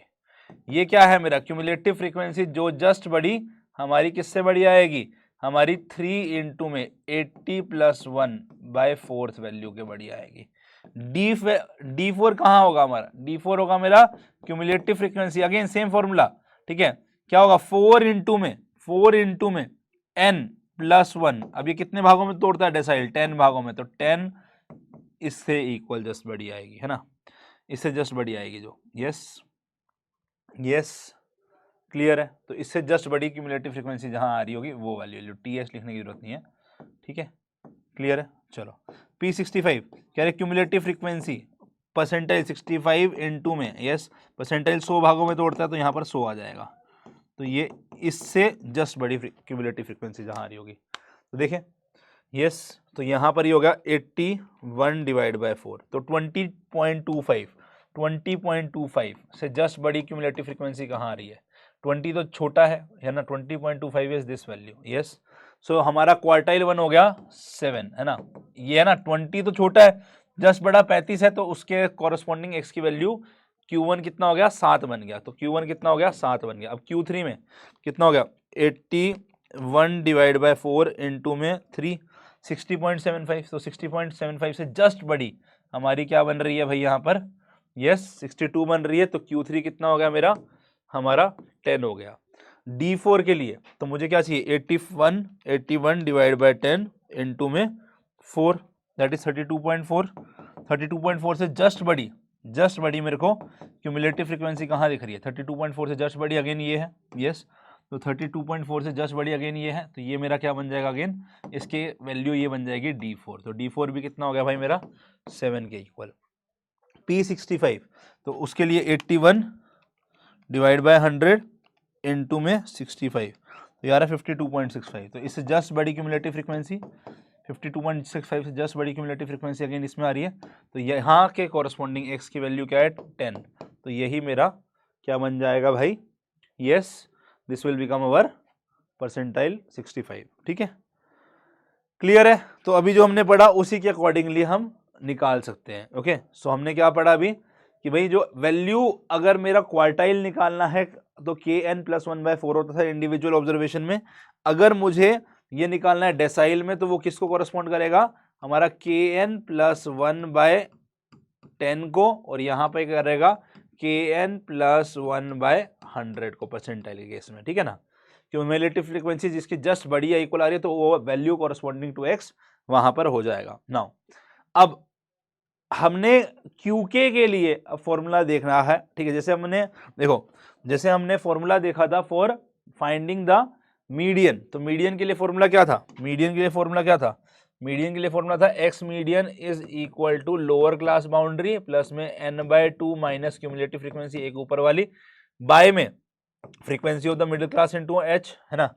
अब अगर मैं क्वार्टाइल्स निकालूंगा तो क्वार्टाइल के लिए फॉर्मूला बन जाता है लोअर क्लास बाउंड्री प्लस में, ठीक है, प्लस में यहां पर n/2 की जगह में kn/4 minus cumulative frequency by में frequency of the quartile class into में height of the quartile class. But quartile class कैसे निकालेंगे, कह रहे क्वार्टाइल क्लास वो क्लास होगी, ठीक है, क्वार्टाइल क्लास वो क्लास होगी जिसकी cumulative frequency just greater then kn/4 आएगी, ठीक है ना। यस समझ में आया, ठीक है। तो यहां पर सबसे पहले मेरे को अरेंजमेंट सही दे रखी है, एकदम सही है। चलो अब क्यूमुलेटिव फ्रीक्वेंसी निकाल लेते हैं। यहाँ पे क्यूमुलेटिव फ्रीक्वेंसी 32 से लेस देन वाली दो ही वैल्यूज हैं, 34 से लेस देन वाली 9 + 2 11 हो जाएंगी। अगला में 25 और ऐड हो गया 36 हो जाएंगी। अगले में 30 और ऐड हो जाएगा 66। अगले में 49 ऐड कर दूँ तो 66 + में 49 115। अगले में 62 ऐड कर दो तो 172। अगले में 39 और ऐड कर दूँ तो 216, 236, देन 247 एंड देन 250। तो n या मैं बोलूँ sum of frequency is equal to हमारा ये वाली वैल्यू विच इज 250। ठीक है, अब मुझे क्या बोल रहा है, कैलकुलेट द मीडियन। ठीक है, तो मीडियन के लिए हम आप निकाल लोगे। ठीक है, ये होमवर्क है, हमने ऐसा कर रखा है। मैं आपको क्वार्टाइल 1 और क्वार्टाइल 3 निकालना सिखाता हूं। तो क्वार्टाइल 1 के लिए क्या होगा, यहां पर मुझे Q1 क्लास चाहिए होगी। तो Q1 क्लास क्या होगी, क्यूमुलेटिव फ्रीक्वेंसी जो जस्ट ग्रेटर देन 1 × n 250/4 से जा रही होगी। That is 250 divide by 4 is 62.5। तो 62.5 से जस्ट बड़ी क्यूमुलेटिव फ्रीक्वेंसी कहां दिख रही है, 36 छोटा है, 115 ज्यादा बड़ा है। तो ये वाली क्लास मेरी क्या हो गई, मेरी Q1 क्लास हो गई है। ठीक है ना, यस Q1 क्लास मिल गई। तो अब Q1 की वैल्यू क्या होगी, lower class boundary of the Q1 class that is 36 है ना, प्लस में Kn/4 यही वैल्यू दैट इज 1 × में K इज व्हाट, पैर में जो आ रहा है, × में n में 4 माइनस का क्यूमुलेटिव फ्रीक्वेंसी एक ऊपर वाली 36 बाय में frequency of the class that is 30 × में हाइट क्या होगा, इन दोनों का डिफरेंस, हाइट क्या होगा 38 - 36 का डिफरेंस दैट इज 2 ओनली। तो कितना हुआ 250 डिवाइड बाय 4 माइनस का 36 डिवाइड बाय 30, ठीक है, इनटू में 2 प्लस में 36। तो दिस इज 37.767। ठीक है, नाउ क्वार्टाइल टू तो मीडियन ही होता है ना, याद रखना क्वार्टाइल 2 और मीडियन सेम चीज है, क्वार्टाइल 2 और मीडियन सेम चीज होती है। यस, क्वार्टाइल 3 क्या होता है मेरा, लोअर क्लास। अब क्वार्टाइल 3 के लिए मुझे पहले इसकी क्लास चाहिए होगी। क्वार्टाइल 3 क्लास कैसे निकलेगी, क्यूमुलेटिव फ्रीक्वेंसी ग्रेटर देन के यहाँ पर क्या हो गया 3 × में n/4। तो हमारा 750 डिवाइड बाय 4 187.5। 187.5 से जस्ट बड़ी क्यूमुलेटिव फ्रीक्वेंसी कहाँ आ रही है, 187.5 से जस्ट बड़ी क्यूमुलेटिव फ्रीक्वेंसी यहाँ आ रही है ना, 216 वाली। 187.5 से जस्ट बड़ी क्यूमुलेटिव फ्रीक्वेंसी कहाँ आ रही है, 216 वाली आ रही है। ठीक है ना, यस। सो यहाँ पे हमारा Q3 कितना हो गया, Q3 कितना हो जाएगा भाई, बताओ क्या हो जाएगा Q3। ये Q3 क्लास है, तो लोअर क्लास बाउंड्री इसकी 42 प्लस में, यस 42 प्लस में Kn/4। Kn मतलब कि K कितना है मेरा 3, N कितना है मेरा यहाँ पर, यस N कितना है मेरा 250/4 माइनस का, yes cumulative frequency, yes cumulative frequency just ऊपर वाली यहाँ से 172 बाय में हमारा फ्रीक्वेंसी यहाँ पर 39 × में हाइट कितना है यहाँ पर 44 - 42 2 हो जाएगी। ठीक है, सो अगेन इसको कैलकुलेट करोगे तो इसी के इक्वल है 187.5 के, माइनस किया इसमें से 172, डिवाइड कराया 39 से, मल्टीप्लाई कराया 2 से, प्लस कर दिया 42। तो मेरा Q3 आ रहा है लगभग 42.79 के आसपास, 42.79 के आसपास। ठीक है, क्लियर है। सो इस तरीके से आप निकाल सकते हो। ठीक है, आगे अब मैं इसमें डेसाइल और परसेंटाइल पे क्वेश्चन नहीं करा रहा, वो खुद से कर सकते हो, सिमिलर टाइप में बनेगा। ठीक है, यहाँ पर क्या होगा, पहले मेरे को डीके क्लास निकालनी होगी। डीके क्लास कैसे निकलेगी, क्यूमुलेटिव फ्रीक्वेंसी जो just greater then Kn/, again यहाँ K है और ये डेसाइल 10 भागों में तोड़ता है, तो इसके इक्वल। ठीक है, तो lower class boundary of the decyl class plus में Kn/, यहाँ पर 10 माइनस का क्यूमुलेटिव फ्रीक्वेंसी जस्ट ऊपर वाली बाय में frequency of the class into में हाइट। सेम यहाँ पे भी lower class boundary plus Kn/100 minus का क्यूमुलेटिव फ्रीक्वेंसी बाय में फ्रीक्वेंसी इनटू हाइट। यहाँ पर परसेंटाइल ऑफ के क्लास कैसे निकलेगी, क्यूमुलेटिव फ्रीक्वेंसी जो कोरस्पॉन्ड कर रही होगी जस्ट ग्रेटर देन और इक्वल टू kn/100 को। ठीक है ना भाई, सॉल्व, समझ में आया, very good. Now let's talk related to the next concept which is called as mode.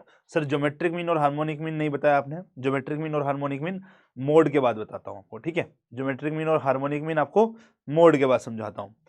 तो क्या बोलता है मोड? मोड बोलता है कि जिसमें हाईएस्ट फ्रीक्वेंसी आ रही है वो हमारी मोड हो जाती है। तो जैसे यहां पर देखो, एक ही बार आ रहा है, दो मेरा कितनी बार आ रहा है, दो मेरा कितनी बार आ रहा है, दो मेरा दो बार आ रहा है ना, दो मेरा दो बार आ रहा है, तीन मेरा दो बार आ रहा है, बट चार तीन बार आ रहा है, तो 4 इज अवर मोड। ठीक है, क्योंकि 4 कितनी बार आ रहा है मेरा, तीन बार आ रहा है। ठीक है, बाई मॉडल मतलब कि जिसमें दो मोड हो, जैसे 1 1 2 2 3 4 5 लिया, इसकी फ्रीक्वेंसी भी दो बार है, इसकी भी दो बार है, तो मतलब अगर हाईएस्ट फ्रीक्वेंसी जो है वो दो किसी एक्स की वैल्यूज पे आ रही है, जैसे यहां पर हाईएस्ट फ्रीक्वेंसी 2 है, वो 1 की और 2 की दोनों आ रही है, तो ये बाई मॉडल हो गया। मल्टी मॉडल मतलब दो से भी ज्यादा वैल्यूज पे सेम मोड आ रहा है, जैसे 1 1 लिया मैंने, 2 2 लिया, 3 3 लिया, देन 4 लिया, 5 लिया, तो यहां पर इसकी भी दो है, इसकी भी दो है, ये इसकी भी दो है, तो हाईएस्ट फ्रीक्वेंसी दो जो है वो दो से भी ज्यादा बार है, तो ये मल्टी मॉडल। नो मॉडल मतलब कि सारी वैल्यूज की फ्रीक्वेंसी सेम है, जैसे इसमें सबकी एक ही फ्रीक्वेंसी, तो इसमें नो मोड है। तो इसका मतलब मोड में ना ये बड़ा ट्रबल है कि हम कभी बता ही नहीं पाएंगे कि मोड की सिंगल वैल्यू है या नहीं है। मोड भी हो सकता है सिंगल हो, बाई मॉडल भी हो सकता है, मल्टी मॉडल भी हो सकता है मोड हो ही ना। इसीलिए मोड को बोलते हैं कि वो इल डिफाइंड है। मोड को इसलिए हम बोलते हैं भाई वो इल डिफाइंड है, मतलब मैं मोड कभी भी क्लैरिफाई नहीं कर सकता कि इसकी हमेशा वैल्यू क्या होने वाली है। अगर मैं फ्रीक्वेंसी डिस्ट्रीब्यूशन में देखूंगा for individual frequency, individual observation या बोलूंगा डिस्क्रीट ऑब्जर्वेशन, तो जो वैल्यू हाईएस्ट फ्रीक्वेंसी को कॉरस्पॉन्ड कर रही होगी, यस, वही हमारा यहां पर मोड बन जाएगा। तो एक्स एम ओ डी ऐसे लिख देते हैं हम जनरली इसको। ठीक है, तो ये बन जाएगा मेरा किसके इक्वल, 3 के इक्वल। ठीक है, वैल्यू बनती है, ये तो फ्रीक्वेंसी है, this is the frequency, frequency को कॉरस्पॉन्ड करने वाली एक्स की वैल्यू। ठीक है, नाउ कॉन्टिन्यूस फ्रीक्वेंसी में इसका कैसे होता है, देखो जैसे कॉन्टिन्यूस फ्रीक्वेंसी है, यहां पर ये दे रखा है, सो इसमें क्या करना है अपने को, 40 से 45, 45 से 50, 50 से 55, 55 से 60, 60 से 65, 65 से 70। ठीक है, ये है डेटा। नाउ अब फ्रीक्वेंसी के अंदर में अगर मैं देखता हूं तो यहाँ पे फ्रीक्वेंसी कितनी है, 4 3 9 8 7 2। Okay, now understand, yes. अब ये वाली जो मेरी है ना, ये वाली में हाईएस्ट फ्रीक्वेंसी आ रही है, तो ये हाईएस्ट फ्रीक्वेंसी वाली बन जाएगी मेरी मॉडल क्लास। क्या बन जाएगी मेरी मॉडल क्लास। अब मॉडल क्लास में अगर मुझे मोड निकालना है, मॉडल क्लास में अगर मुझे मोड निकालना है, तो lower class boundary of the modal class plus में, याद रखना this is frequency of the modal class, ये एक ऊपर वाली है और ये एक नीचे वाली है। तो क्या करना है, frequency of the modal class minus का एक ऊपर वाली, बाय में 2 times of the frequency of the modal class, minus की ऊपर वाली माइनस की नीचे वाली। ठीक है, इनटू में height of the modal class, height क्या हो जाएगी, हाइट क्या हो जाएगी, 55 में से 50 माइनस किया है ना, अपर क्लास बाउंड्री में से ये माइनस किया, तो ये 5 हो गई। तो कितना हो गया, 50 प्लस में 6 बाय में 6 इंटू 5 बाय में 18 माइनस का 11, दैट इज 7, है ना, यस। हाँ, तो कितना हो गया, 30 डिवाइड बाय 7 प्लस में 50, तो आंसर है 54.285। तो मेरा एक्स मोड कितना हुआ, 54.285। ठीक है जी, तो इस तरीके से निकालेंगे। तो फॉर्मूला क्या है इसका, बड़ा सिंपल सा है, मोड निकालना बड़ा आसान है। मोड क्या हो जाएगा मेरा, lower class boundary of the modal class plus में frequency of the modal class minus का एक ऊपर वाली फ्रीक्वेंसी, बाय में 2 times of frequency of the modal class minus का एक ऊपर वाली माइनस का एक नीचे वाली, इनटू में height of the modal class. सही है भाई, सॉर्टेड है, हो गया। चलो इसके अंदर में यस, एक चीज का ध्यान रखना है, जब भी हम ये फॉर्मूला निकालते हैं ऑलवेज रिमेंबर कि हमारा जितने भी इंटरवल्स दे रखे हैं उनकी हाइट सेम है, मतलब कि हमारा जो भी है ना, जो भी दे रखा है यस, उनका साइज सेम है, साइज बोल लो हाइट, मतलब कि अगर मैं अपर क्लास बाउंड्री में से लोअर क्लास बाउंड्री किसी की भी माइनस करूंगा तो वो 5 आ रही है। देखो 65 में से 60, 60 में से 65, 55, तो हमेशा 5 आ रही है, हमेशा सेम होनी चाहिए, तभी ये फॉर्मूला यूज कर सकते हैं, अदरवाइज मैं मोड वैसे भी नहीं निकाल पाऊंगा। ठीक है, क्लियर है? ओके, अच्छा, तो ये हमेशा एक्सक्लूसिव टाइप क्लासेस होनी चाहिए। हमने स्टैटिस्टिकल डिस्क्रिप्शन ऑफ डेटा में पढ़ा, एक्सक्लूसिव टाइप का मतलब होता है कि हमारा यहां पर ये क्लास बाउंड्रीज की फॉर्म में रिप्रेजेंट होना चाहिए, क्लास लिमिट्स नहीं होनी चाहिए। मतलब जिस वैल्यू पे खत्म किया है उसी वैल्यू से अगला स्टार्ट, जिस वैल्यू पे खत्म किया उसी पे अगला स्टार्ट, जिससे खत्म किया उससे पे अगला स्टार्ट होना चाहिए। ठीक है, क्लियर है भाई? यहां तक समझ में आई ये बात?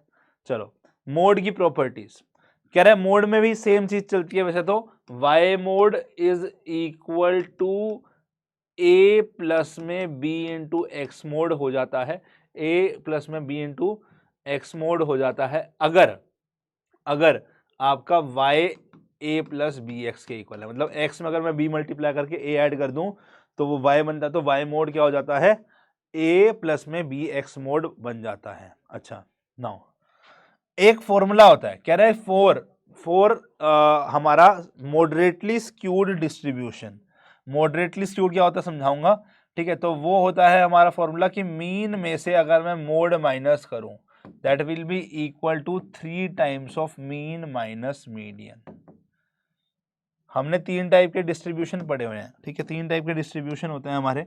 एक को बोलते हैं हम सिमेट्रिकल डिस्ट्रीब्यूशन। सिमेट्रिकल डिस्ट्रीब्यूशन क्या होता है? जहां पर हमारा लेफ्ट हैंड साइड और right hand side mirror image बनती है। कहां पर? ये लाइन क्या है?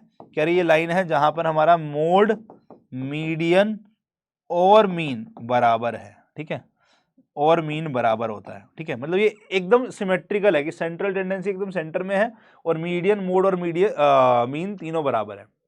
एक होता है हमारा डिस्ट्रीब्यूशन जो ये हमारा सिमेट्रिकल नहीं होगा, ये थोड़ा सा जो है ना इधर में टिल्ट कर रहा है। ठीक है, इसको बोलते हैं पॉजिटिवली स्क्यूड डिस्ट्रीब्यूशन या राइट स्क्यूड डिस्ट्रीब्यूशन। यहां पर मेरा मोड की वैल्यू, यस, मीडियन कहीं यहां आएगा और मीन कहीं यहां आएगा, है ना, ये ऐसे होती है। इसको बोलते हैं पॉजिटिव स्क्यूड डिस्ट्रीब्यूशन। अब मॉडरेटली स्क्यूड का मतलब क्या है कि ये पीक थोड़ी ऐसी है। अगर ये मान लो थोड़ी और ज्यादा हो जाती, अगर मान लो ये हाईली स्क्यूड करता तो ये पीक ऐसे हो जाती। ठीक है, तो ये हाईली स्क्यूड है, तो दिस इज मॉडरेटली। हाईली में क्या होगा? मान लो जैसे हाईली में क्या होगा, ये ऐसे हो जाएगा। ठीक है ना, थोड़ा और इधर को शिफ्ट हो जाएगी। ठीक है, समझ में आई बात? समझ में आई बात? ठीक है, नाउ नेगेटिवली स्क्यूड भी बात करते हैं। पॉजिटिवली स्क्यूड समझ में आ गया। नेगेटिवली स्क्यूड क्या होता है? जब मेरा नेगेटिवली स्क्यूड या लेफ्ट स्क्यूड बोलते हैं कि टेल मेरी लेफ्ट में आ रही है। ठीक है, या फिर हमारा मोड सबसे बड़ा वैल्यू दे रहा है, देन उसके बाद में कहीं मीडियन आएगा, देन उसके बाद में कहीं मीडियन आएगा और मीन सबसे छोटा हो जाएगा। मीन सबसे छोटा हो जाएगा, इसको बोलते हैं हम नेगेटिवली स्क्यूड या लेफ्ट स्क्यूड। ठीक है, अगेन ये सब किस केस में? हमारा मॉडरेटली स्क्यूड डिस्ट्रीब्यूशन। और ये पॉजिटिव और नेगेटिव जब मॉडरेटली स्क्यूड है तभी हमारा ये फॉर्मूला लगता है, mean minus mode is equal to 3 times of mean minus median. ये बढ़िया फॉर्मूला, याद रखना है इसको। ठीक है, जैसे ये क्वेश्चन है, कह रहे for a moderately skewed distribution of marks in statistics, 200 students के मार्क्स कैलकुलेट करे गए। मीन में से जब मैंने मीडियन को निकाला, तो मीन में से जब मैंने मीडियन को निकाला तो वो हमारा अच्छा सॉरी, मीन मार्क्स हमारे को दे रखे थे 55.66, मीडियन के मार्क्स दे रखे थे हमारे को 52.4। कह रहा है मॉडल मार्क्स बताओ, तो अभी क्या बताया था? Mean minus mode is equal to 3 times of mean minus median. Calculate कर लेते हैं फॉर्मूला में पुट करके, करें? यस, तो कितना हुआ? मीन इज 55.6, मोड इज, निकालना है ये वैल्यू। ठीक है, 3 times of mean is 55.6, mode is, median is 52.4। कितना हुआ? This is equal to 55.6 in minus का 52.4 इंटू में 3 माइनस का 55.6 में से किया तो मोड आ गया मेरा 46 के इक्वल। मोड आ गया मेरा 46 के इक्वल। डन है, सॉल्व। ठीक है, हाँ, ये वाली प्रॉपर्टी की बात कर रहा था मैं आपको कि भाई अगर मेरा y is equal to a plus B X है तो y मोड भी मेरा a plus B X mode के इक्वल होगा।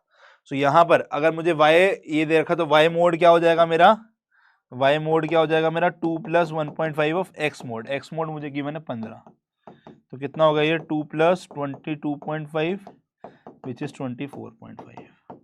ठीक है, तो हम ऐसे कैलकुलेट कर सकते हैं।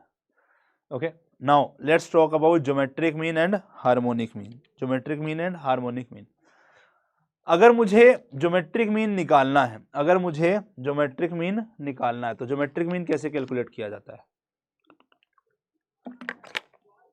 ज्योमेट्रिक मीन इज कैलकुलेटेड, भैया मान लो मेरे पास में n वैल्यूज है, तो कह रहा है कि n वैल्यूज को मल्टीप्लाई करा दो, n वैल्यूज को मल्टीप्लाई करा दो और उनका nth रूट मतलब 1/n ये रूट ले लो। ठीक है, तो ये होता है हमारा ज्योमेट्रिक मीन, ये होता है मेरा ज्योमेट्रिक मीन। तो अगर मेरे पास में दो वैल्यूज हैं उसका मुझे निकालना, जैसे एग्जांपल लिया मैंने यहाँ पे, ठीक है, मुझे दो वैल्यूज अगर मुझे उसका ज्योमेट्रिक मीन निकालना है, ठीक है, सो क्या होगा, मुझे 4 को 9 से मल्टीप्लाई कराना है, दो ही वैल्यूज हैं तो मैं उसका स्क्वायर रूट ले लूंगा, स्क्वायर रूट ले लूंगा, तो क्या हो गया मेरा, क्या हो गया ये 36 का स्क्वायर रूट, यस 6 होता है तो, है ना। अच्छा देखो ध्यान से, ज्योमेट्रिक मीन स्क्वायर रूट से लिया जा रहा है।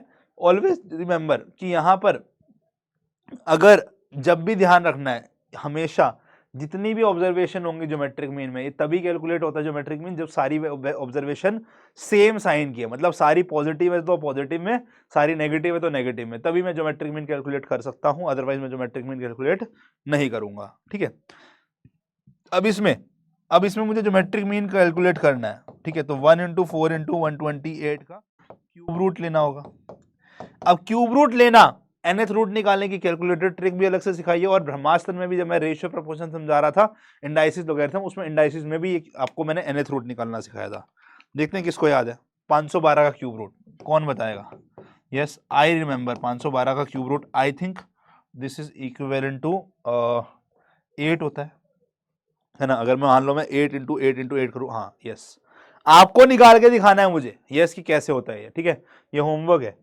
यस नहीं है तो कैलकुलेटर नहीं याद कैसे करना है तो ये कैलकुलेटर ट्रिक वाली वीडियो देखकर मुझे बताओगे। ठीक है, चलो ये बड़ी इंपॉर्टेंट बात है, इसमें थ्योरेटिकल क्वेश्चन भी बनता है कि ज्योमेट्रिक मीन हम तभी यूज करते हैं एज अ मीन जब मेरे को rate of change, ratio, percentage increase, ये सारी जो रेशियोज है ना वो कांस्टेंट दे रखा है, मतलब मेरे को दो वैल्यूज का रेशियो कांस्टेंट दे रखा है तो वो मैं ले सकता हूं, है ना।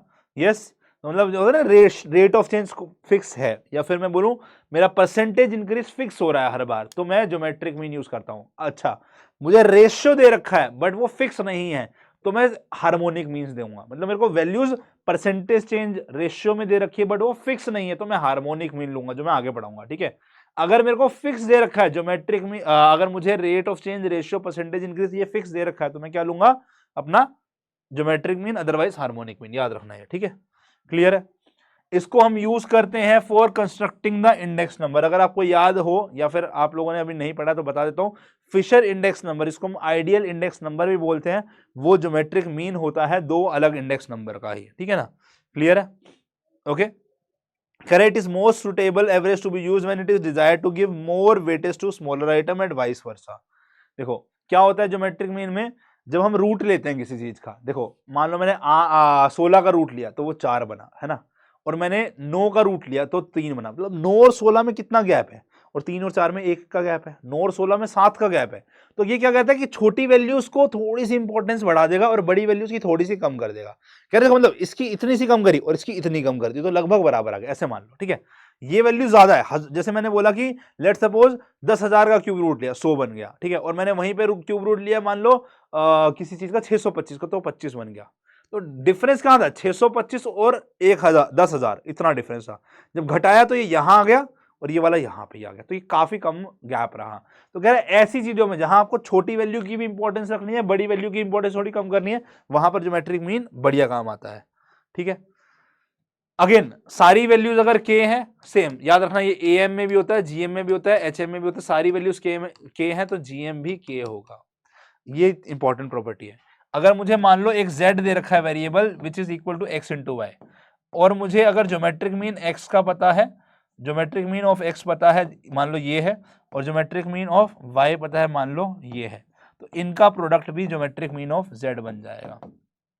या अगर मुझे दे रखा है z is equal to X by Y, तो ज्योमेट्रिक मीन ऑफ z मेरा geometric mean of x by में ज्योमेट्रिक मीन ऑफ y बन जाएगा। रिमेंबर दिस, ठीक है, क्लियर है। चलो, yes, now which of the following measure of central tendency is difficult to calculate. Always remember, सबसे difficult calculation होती है ज्योमेट्रिक मीन की, ठीक है ना। What is the GM for the number, चलो बताओ। 8 इंटू 24 इंटू 40, इसका जीएम निकालना है। देखो वैसे तो मेरे को समझ में आ रहा है ये होगा आंसर, है ना। जीएम क्या होगा, 3 वैल्यूज हैं, तो मुझे क्या करना होगा, क्यूब रूट करना होगा ना।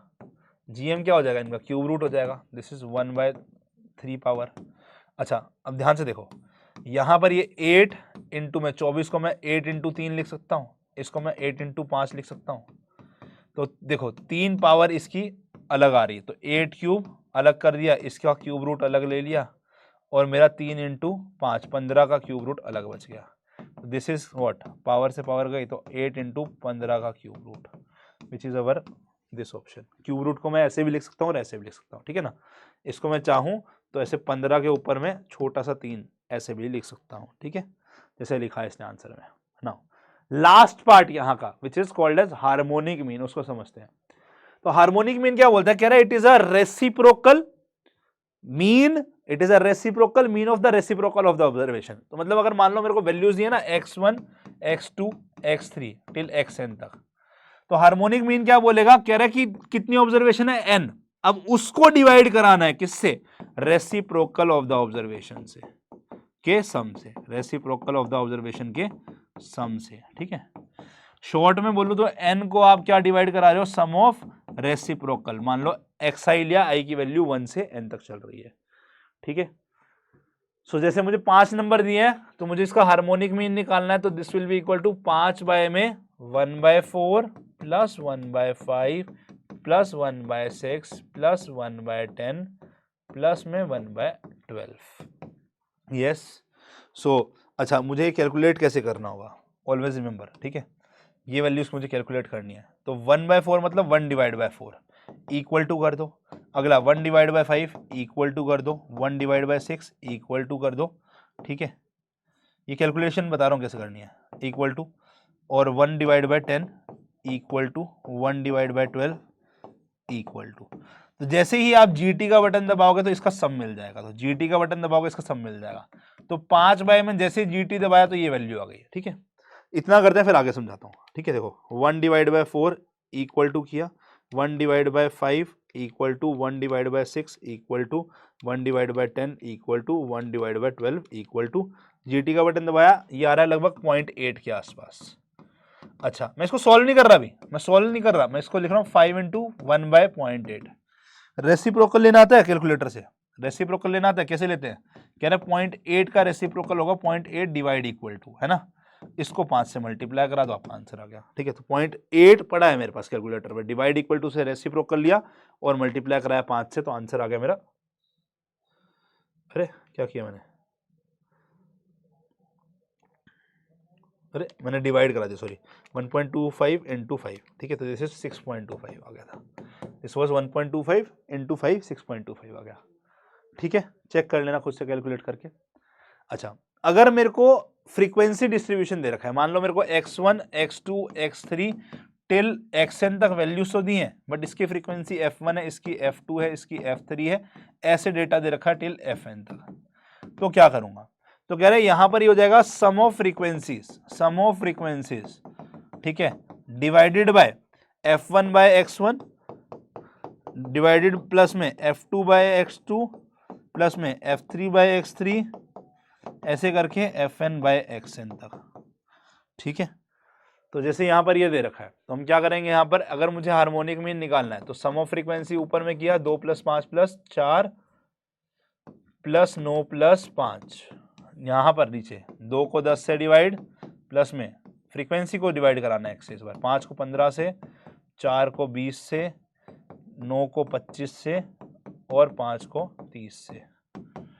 तो ऊपर में क्या होगा देखो, 2 + 5 + 4 + 9 + 5, ऊपर में बन गया 25।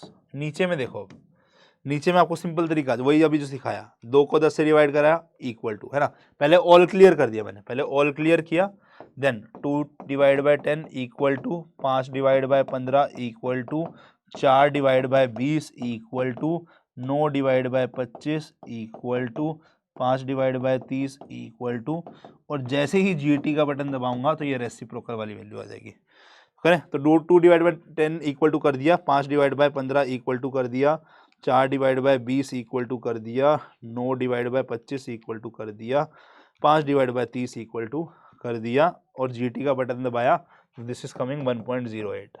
अब मुझे क्या करना है, रेसिप्रोकल, रेसिप्रोकल क्या होता है, डिवाइड इक्वल टू मल्टीप्लाई कराया 25 से, दिस इज कमिंग 23.15 के आसपास, 148 आ रहा है, ठीक है जी, यस ऑलमोस्ट इतना ही आना चाहिए, ठीक है, चलो यस। अच्छा, कॉन्टिन्यूअस सीरीज के अंदर में बस क्या डिफरेंस आएगा, हमारा xi जो होगा ना, x1 x2 x3 क्या होगा, मेरा ये मिड पॉइंट बन जाएगा, ठीक है, ये क्या बन जाएगा, मेरा मिड पॉइंट बन जाएगा, बाकी सब सेम है, बाकी सब सेम है। उसके बाद में क्या करूंगा मैं, अगेन सेम, सारी फ्रीक्वेंसीज का सम, सारी फ्रीक्वेंसीज का सम बाय में f1 / x1, f2 / x2, f3 / x3, fn / xn तक, ये इसको शॉर्ट में लिखूं, बस ये क्या बन गया, मेरा मिड पॉइंट बन गया है, ठीक है ना, ये मेरे मिड पॉइंट बन गए, ये बन जाएगा, ठीक है, क्लियर है, इस पे क्वेश्चन नहीं करा रहा, सिमिलर क्वेश्चन है, बस आपको मिड पॉइंट ले लेना है, ऐसे हमने AM में भी देखा है अभी क्वेश्चन, ठीक है। अगेन इसकी प्रॉपर्टीज बोले, सो कह रहा है कि अगर मान लो सारी वैल्यूज k हैं, तो जैसे AM और GM बन गया ना, तो यहाँ पर HM भी ये बोलता है कि ये k के इक्वल हो जाएगा। अच्छा, मुझे अगर मान लो N1 ऑब्जर्वेशन का हार्मोनिक मीन HM1 दे रखा है और N2 का HM2 दे रखा है, तो हार्मोनिक मीन अगर मुझे कंबाइंड निकालना है तो वो क्या होगा, N1 + N2 बाय में N1 / HM1 प्लस में N2 / HM2, तो ये कंबाइंड हार्मोनिक मीन हो जाएगा, ठीक है, डन है। चलो नेक्स्ट, कह रहा था harmonic mean for 40 observation of group 1 data is 520, तो 40 ऑब्जर्वेशन, N1 की वैल्यू 40 है, इसका मुझे हार्मोनिक मीन 1 दे रखा है 520, और N2 की वैल्यू 50 है, इसका मुझे हार्मोनिक मीन दे रखा है 680। सो हम हार्मोनिक मीन कंबाइंड क्या हो जाएगा, N1 + N2 बाय में N1 / HM1 प्लस में N2 / HM2, तो ये कितना हो गया, देखो 40 + 50 बाय में 40 / 520 प्लस में 50 / 680, ठीक है। सो देखो ना, 40 को मैंने 520 से डिवाइड कराया नीचे में, ठीक है, और मैंने 50 को डिवाइड कराया 680 से, यस, GT दबा के रेसिप्रोकल कर लिया इसका, ये आ रहा कुछ 0.150452 और ऊपर में 90 है, तो इसको लिखाने के लिए रेसिप्रोकल लिया, डिवाइड इक्वल टू करके मल्टीप्लाई कर दिया 90 से, तो दिस इज कमिंग 598 के आसपास, 0.195, इन दोनों के बीच में आना चाहिए, आ रहा है क्या, यस सर एकदम सही है, मतलब ठीक है ना, क्लियर है। ये कैसे निकाला, this value divide equal to से रेसिप्रोकल मल्टीप्लाई बाय में 90, ठीक है, ये कैलकुलेशन मैंने करना सिखा दिया आपको, ओके।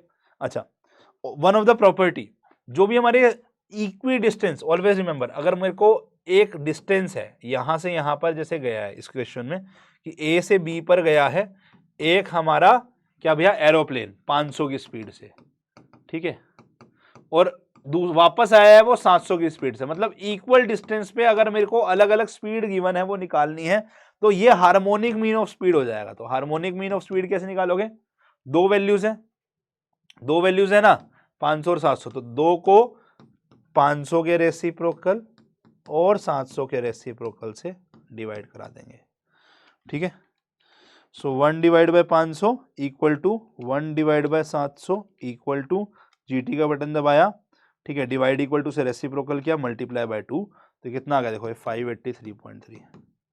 कैलकुलेशन कैसे करी मैंने, 1 / 500 equal to 1/700 equal to GT का बटन दबाएंगे और जो भी वैल्यू आएगी उसका रेसिप्रोकल कर लिया, मल्टीप्लाई कराएंगे 2 से। ठीक है, डन है, कराया हुआ क्वेश्चन है भाई ये सब, है ना। तो इसी के साथ हमारा AM GM सब खत्म होता है। अच्छा, एक चीज और बताया था मैं आपको, एक रिलेशन होता है इनमें। ठीक है, ऑलवेज रिमेंबर AM GM से बड़ा होता है, GM HM से बड़ा होता है अगर यूनिक ऑब्जर्वेशन है, मतलब सेम ऑब्जर्वेशन नहीं है। अगर सारी ऑब्जर्वेशन सेम है, अगर ऑल ऑब्जर्वेशन आर सेम, तो उस केस में हमारा AM GM और HM बराबर होता है, याद रखना। ठीक है, अच्छा, यूनिक ऑब्जर्वेशन होंगी या फिर सेम भी होंगे तो ऑलवेज रिमेंबर GM का स्क्वायर AM इंटू HM के इक्वल होता है। तो ये एक और हमारा फॉर्मूला होता है, इसको याद रखना है। ठीक है, कि GM square is equal to AM into HM, ये रिलेशनशिप होती है, या फिर AM is greater than equal to GM is greater than equal to HM, और अगर सारी ऑब्जर्वेशन सेम है तो ये तीनों सेम होंगे। ठीक है, ये याद रखना है इसको। ठीक है, इंपॉर्टेंट है, कभी कभार इसका थ्योरेटिकल क्वेश्चन आता है। तो हमने AM GM HM समझा दिया, पार्टीशन वैल्यू समझा दी है, मोड समझा दिया है। मिलते हैं फिर बेटा नेक्स्ट क्लास के अंदर में with the measure of dispersion. तब तक के लिए keep practicing, take care, bye bye, अलविदा बच्चा पार्टी।